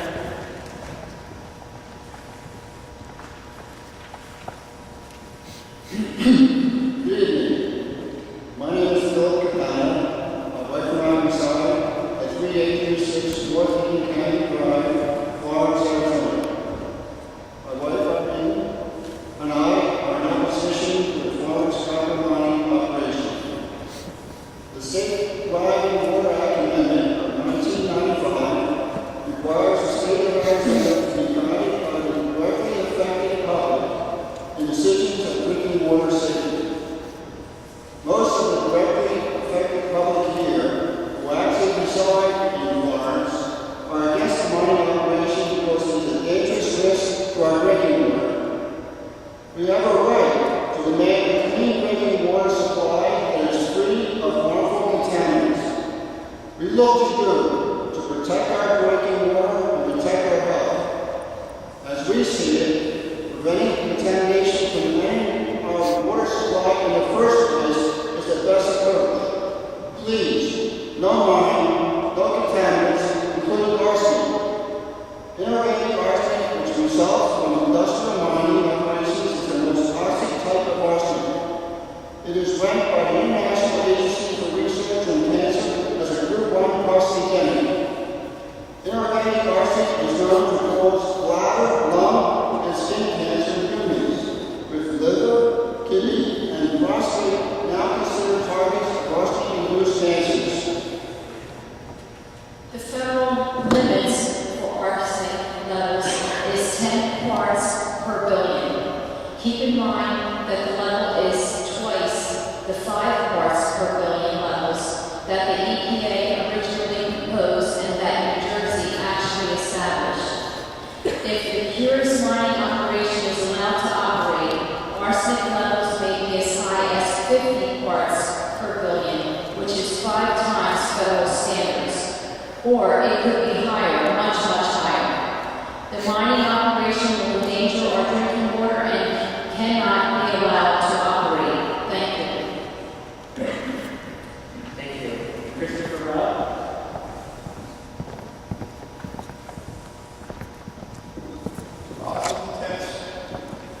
But I know he's that way, but I'd like to take a moment. Let's just recall what it's like playing in a park out of lights. Maybe we're racing towards the opposing goal, around your first base, you're just throwing a ball to your dog.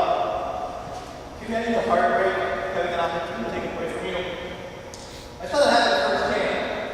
I had to tell my team of young softball players the game they had practiced all week for was canceled because somebody stole a copper out of the light system. Everybody needs copper. Good evening, and thank you for the opportunity to speak to you today.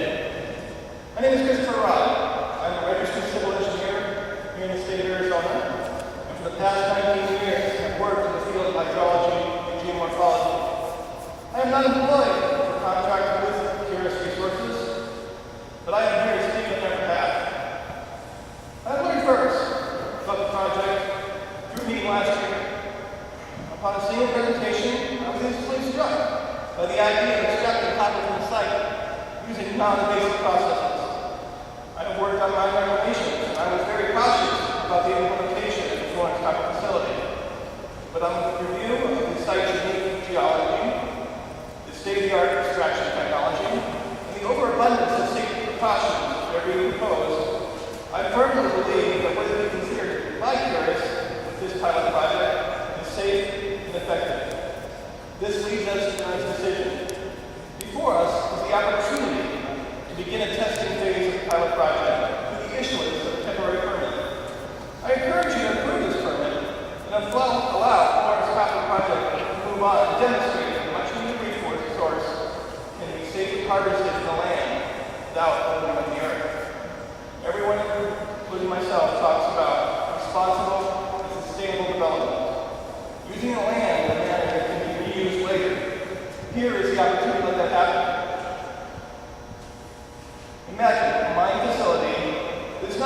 characterized by deep open pits, long line shafts, or men at the ground. One that is during its operational life is no more intrusive than a solar farm. One that upon completion can be easily transferred into that park or a series of fields where kids can play, unaware that the copper that lights above them came from the copper below. Thank you. Vicki Gillian.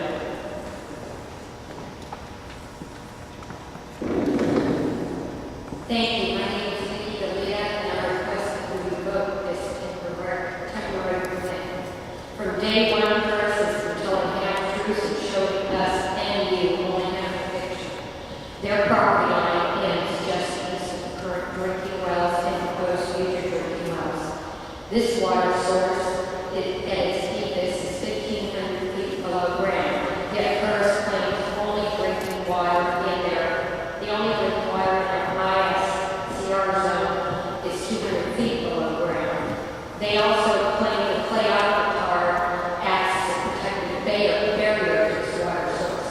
My drinking water is west of their property. However, this aquifer does not run vertically to protect that water. The groundwater flow will turn to run west by northwest directly to the seawater basin. From their operations for the voice of the seawater basin. Florence Gardens and people here in this part of Florence are not concerned about this because they don't get the water. Your permit requires first plug and abandon all boreholes, wells located 500 feet of the PTF field boundary. BHP previously drilled hundreds, if not thousands of holes throughout the property. How can you assure me that each and every one of these boreholes have been made contamination of my drinking water can be found? And when you inspect all of these and plug all of these holes, or do you just take Curtis's word? To do that, it's a bit like putting Fox in charge of pennies. Additionally, Curtis proposed POC wells monitoring contamination be located not on the edge of their PTF, but at a distance that ensures contamination will not be discovered during PTF operations. I hardly think this is considered to be sufficiently located as required by the permit to provide real results of contamination when it happens. It seems to me that the slant of this permit sets Curtis up for success.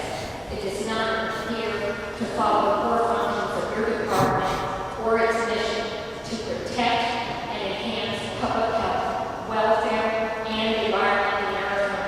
I am the public that you have an obligation to serve. I have yet to be shown or find a report of one in-situ mining operation anywhere in the world that has not resulted in contamination of groundwater. If you are committed to high standards of ethical behavior stated in your principles and values, you will hold Curtis the same. Your obligation to these people in red shirts not to form a company who's less than forthcoming and overly zealous about its mining practices. Thank you. Next five speakers are David Walls, Rick Grinnell, James Guilford, George Johnson, and Jerry Jennings.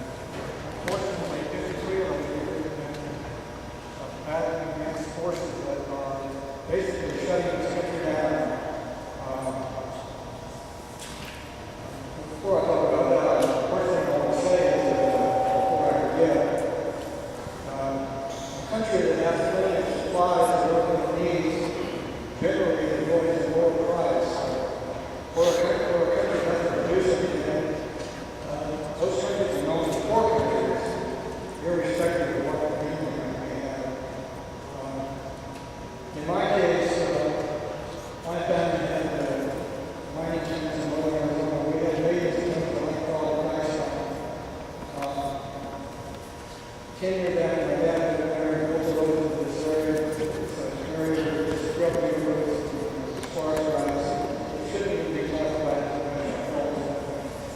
Dad got a operation over there. The operation was small, and all of a sudden we were invaded by the United States Forest Service and the Factory Railway Company, along with the Department of Interior. That put us in a decade of litigation, compromises, destroying our future, all of what we got over his back. So I'm here today tonight to say that this project should not be stopped from allowing to be allowed to improve itself.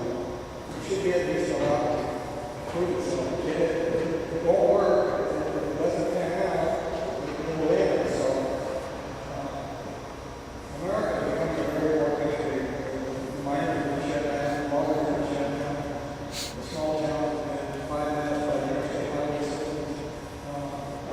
It has to stop when we move into America. Ancient civilizations like ancient Greece, they were prosperous and did better and better until they kind of fell in love with themselves. They even moved people out of town and make museums out of it. And that began the Hellenistic period of ancient Greece, and we know what happened to ancient Greece. They lost their races on the way to America to do the same thing. God bless America. Thank you. Rick Freeland.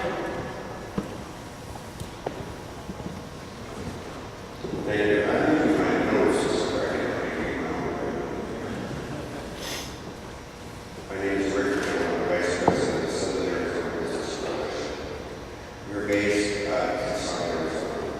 The purpose of my attendance here is to lend support for the Curious Mind on behalf of the members of the governing body of our organization. But we don't do this just as a blanket support. Our efforts are to support military, mining, resource, industrial, commercial development throughout all of Southern Arizona, as when economic activity does impact another economic.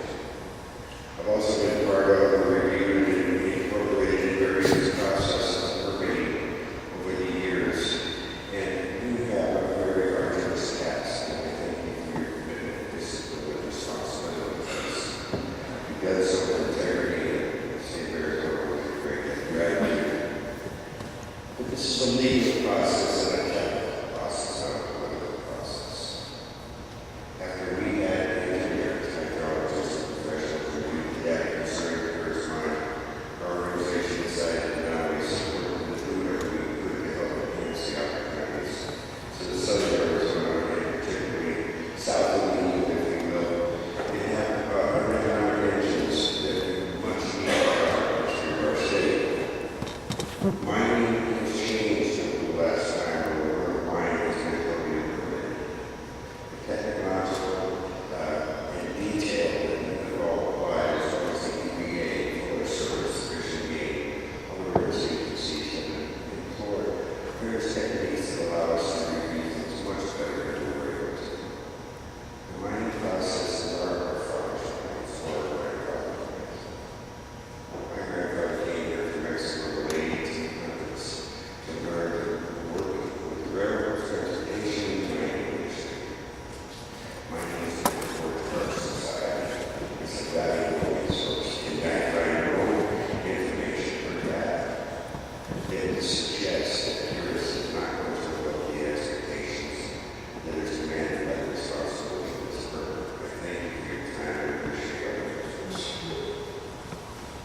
Thank you. James Silver.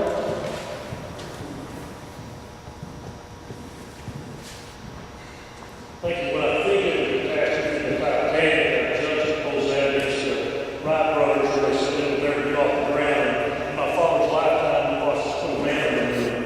The few circle of people that I know with the Curious Mind, I don't want to take a shower, but I want to drink subsequently.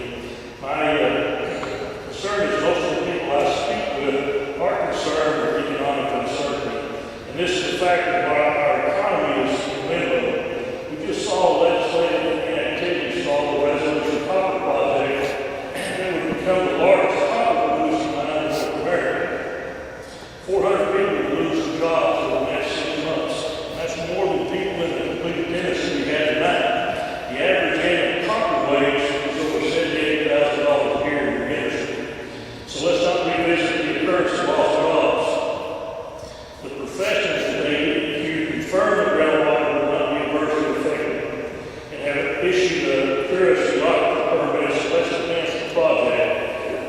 support of mine, and I wish to advocate for your approval to sustain the current permit process has the necessary safeguards and is in compliance with the legal requirements. So I ask that you issue the permit.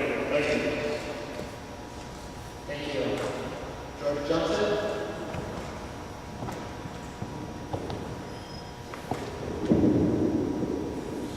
Good evening, ladies and gentlemen of the jury. I'm here tonight, I'm here tonight to do what I can to protect the quality of our water, the quality of the life of the people, tens of thousands of people that use our water and have homes above it that have been ruined and values. Now, and this is just my humble opinion, these people that are stock speculators came in here, none of them have ever operated and developed an indecision mind. You know, all of a sudden they're all experts. But your department, when they came in with their original proof, you came back with a deficiency letter, 78 deficiencies plus comments. I understand that Cures closed their permit. Why didn't they go ahead and ask for the deficiencies? Why did they clear them up? There's no emergency. There's no emergency here at all. The only thing that will happen to an emergency, well, I don't know. I'm not. But EPA inspected 116 or 119 one of the activities in CC mines in the country here. Not one of them, or I should say all of them, had water contamination. That should tell us something. And here are people that have never developed or operated a mine like this telling us they know what to do. They don't have the money to do it. They've got to go out and get investments. They've got to sell stock. They've got to make things look good. But at the bottom of all the propaganda, there's a big disclaimer. Paragraph so they can't be sued. All I can say is there's no emergency. Please go through. They should have to make a live model. It's going to destroy away a lot. You want to do it here? Do it in the middle of Scottsdale, too. See what happens to the park. Thank you. Excuse me, that's what I have to say. Thank you. Jerry Kenny? Thank you. My name is Jerry Kenny. My expertise comes from the oil mining industry. My family owned a company for 100 years. It supplied income for my family for 100 years. When I took over the company in 1973, I had already worked with my dad over years. I learned a lot about mining equipment. I began to get involved in chemical equipment and milling and processing, which required me to get one new education. I worked with AMEX and R&D Center a lot to rebuild their equipment, sold equipment. I had to know what the types of equipment that would be compatible with the acids and chemicals that they use. And I just think that this particular process has to have an opportunity to prove themselves. Interesting thought. The opposing party will have to prove themselves. They can stand up there and tell all kinds of stories. But nobody requires them to prove anything. Curious is looking forward to proving anything. I really believe that when DHP was out there, I spent time out there looking and listening and talking to them. And I thought it was a fantastic idea. It's just, I believe they should have the opportunity to use American land. Thank you. Before I call the next five speakers, I will note that it is 8:21 right now. The hearing was originally scheduled to go until 8:30. What we will do is go until 9 o'clock and see where we are. We have approximately 19 speakers left, so for those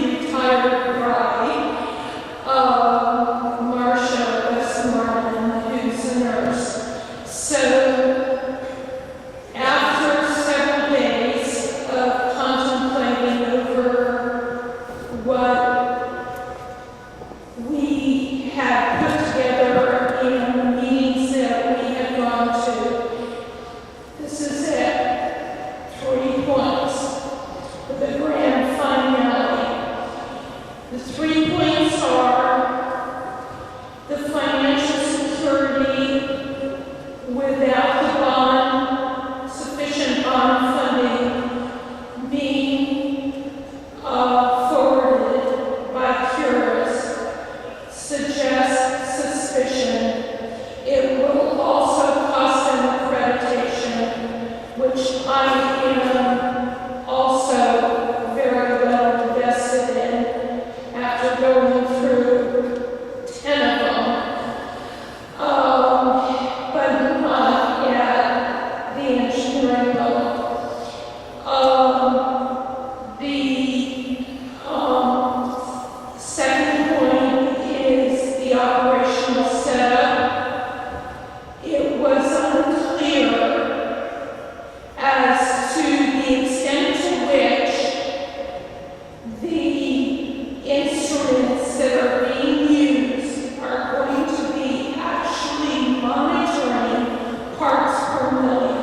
I say that sincerely because my master's was based on the toxicity and genetic diversity, and I know what the heck I had to go through to calibrate instruments.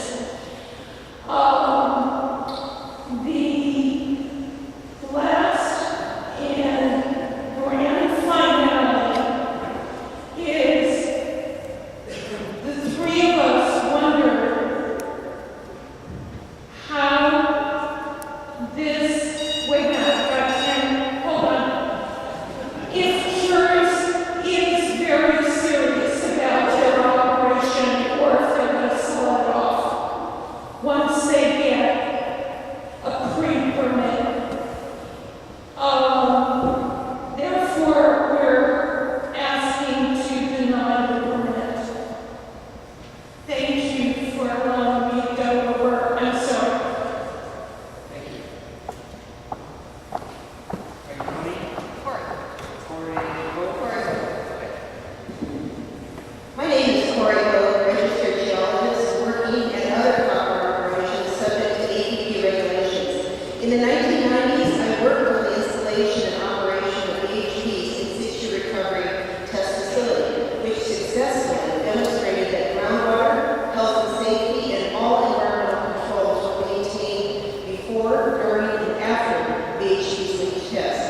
The Cures proposed pilot test will be operated similar to BHP's under the regulations similar to and monitoring of ADEQ and EPA. Historic boreholes will be closed and wells drilled and installed with the latest drilling techniques. Modeling is done with state-of-the-art 3D visualization and simulation software to predict and manage groundwater flow and process solutions subsurface.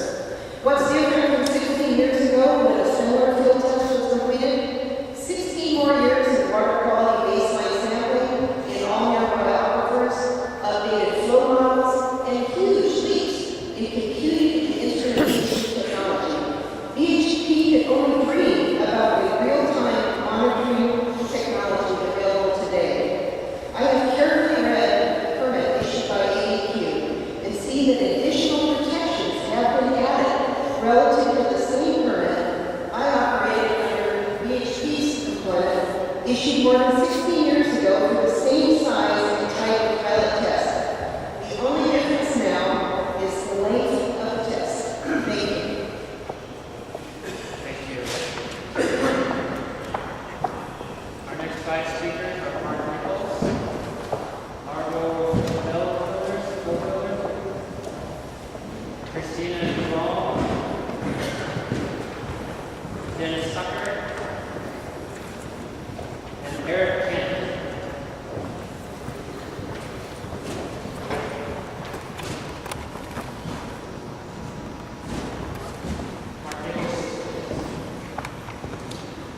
My name is Mark Nichols. I'm a geologist, Arizona registered geologist. I work for an engineering company employed at Cures. I'm responsible for much of the hydrologic information that's been assembled in this permit for ADEQ. In particular, I'd like to address a couple of points. In particular, I'd like to address a couple of points that we heard earlier this evening regarding software that was used to analyze aquifer test data. The aquifer tests were all conducted under industry standard procedures at the time. Those aquifer tests were analyzed using proprietary software owned by one of the consultants that was responsible for that work at that time. And in particular, that software was developed based on mathematical principles that are industry standard and have been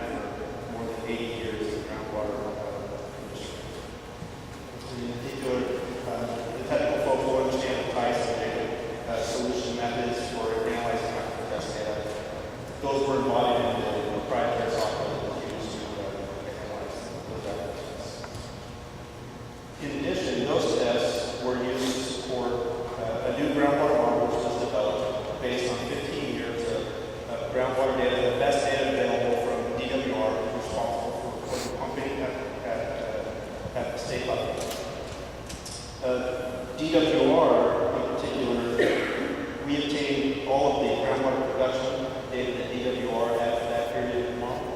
And of course, they don't have future data, so that's the purpose of the model, is to project out what the future pumping looks like and things like that. Johnson Utilities alleged that their wells were not included in that model. Certainly, if they've been reporting the groundwater production to DWR, we've captured that data that's in the model and included.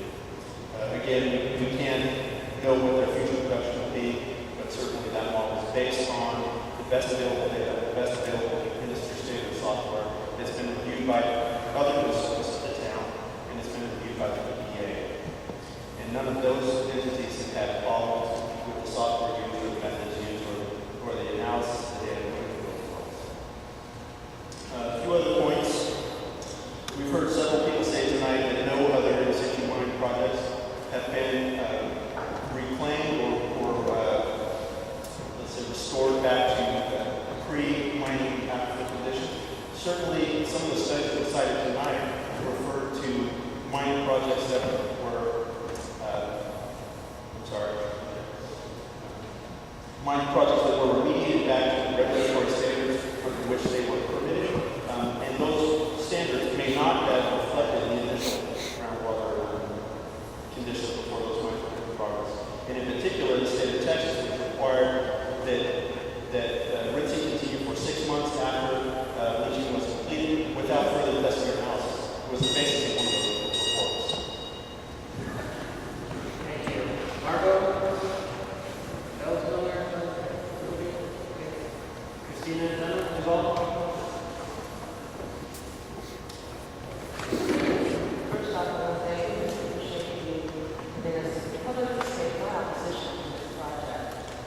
And particularly that protection unit number 106369. Let me say I'm a resident of this area. I live down to those mines. There's already a patent for your decision. Furthermore, I'm here on my own militia.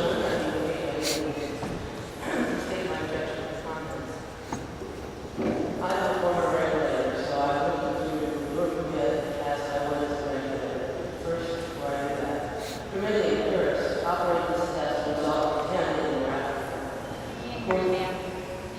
Yeah? Okay, my voice is much louder. According to a March 2012 report, nuclear fuels dirty beginnings. All stages lies on mining impacts surrounding water quality, but the process conveys ore deposits and fundamentally alters groundwater chemistry. Furthermore, it states they have never found a single operation where aquifer was restored pre-mining state for all counties. That's a very recent report, 2012 March. The relative cost of cleanup states in our code. The cost of what cleanup has been done, a price tag that certainly in the hundreds of millions of dollars, has been poured in large part by the taxpayers rather than mining companies.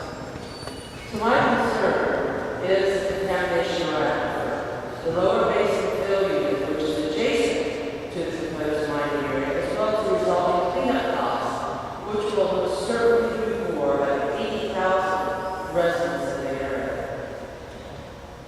Furthermore, I have a review permit. As time permits, I will go through. I will also submit written comments.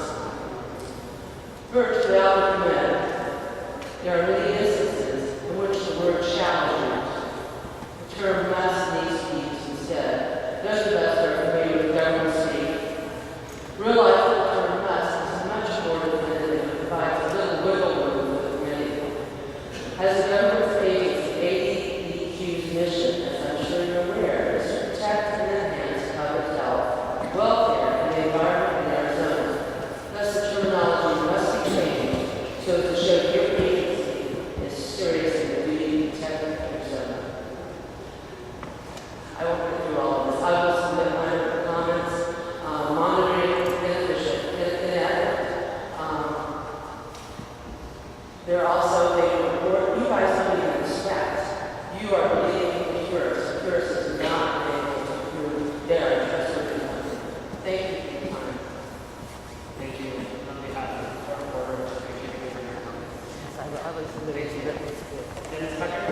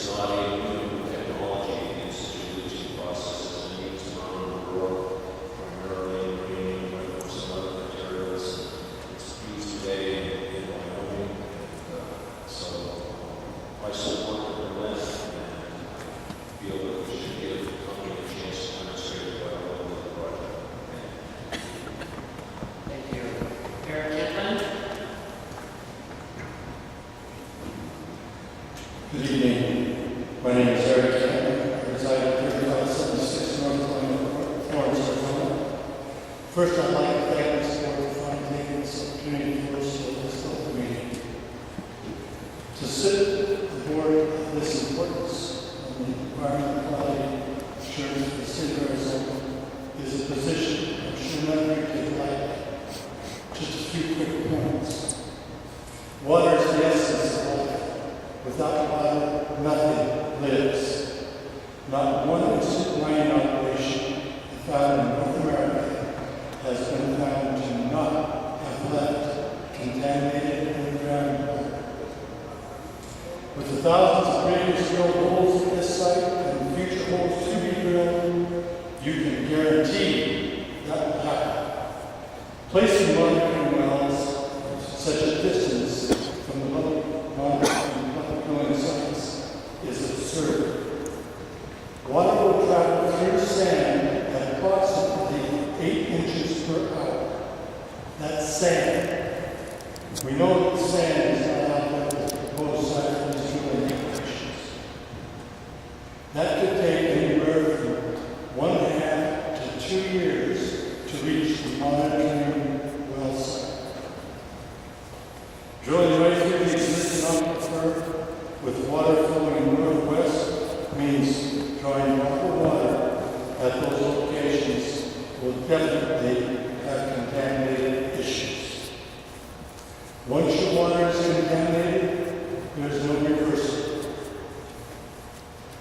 You can say in recent history of looking at public officials that have had stellar careers, and you can say with Central Board of Environmental Quality Assurance for the state of Arizona, I did an outstanding job for my tenure, but please do not let this be your legacy of making a decision that is going to affect the future of the Florence, Southern Valley area of Arizona and your mankind. They say that when a man has integrity, nothing else matters.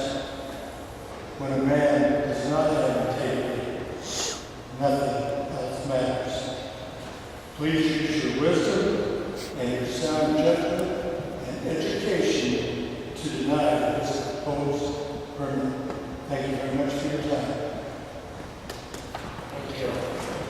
Our next 5 speakers are Everett Linney, Pascual Sanchez, Sidney Hay, Judy Alberto, and Stacy Rickman.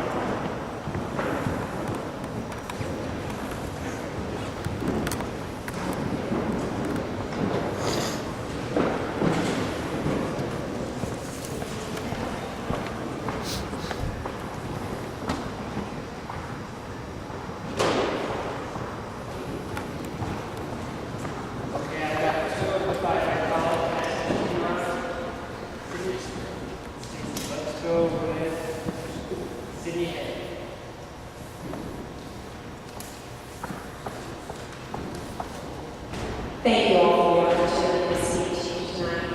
My name is Sidney Hay, and I'm the president of ADEQ.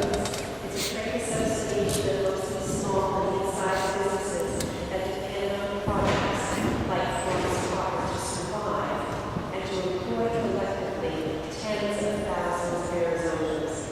Our board of directors recently passed a unanimous resolution in support of this project because of $2.2 billion in new economic activity, 681 high-paying jobs, a rise in average personal income for Pinal County of over $700 million, and over $300 million in tax revenues to local governments, tax revenues that can certainly pay for a lot of the important governmental oversight, such as that which ADEQ does.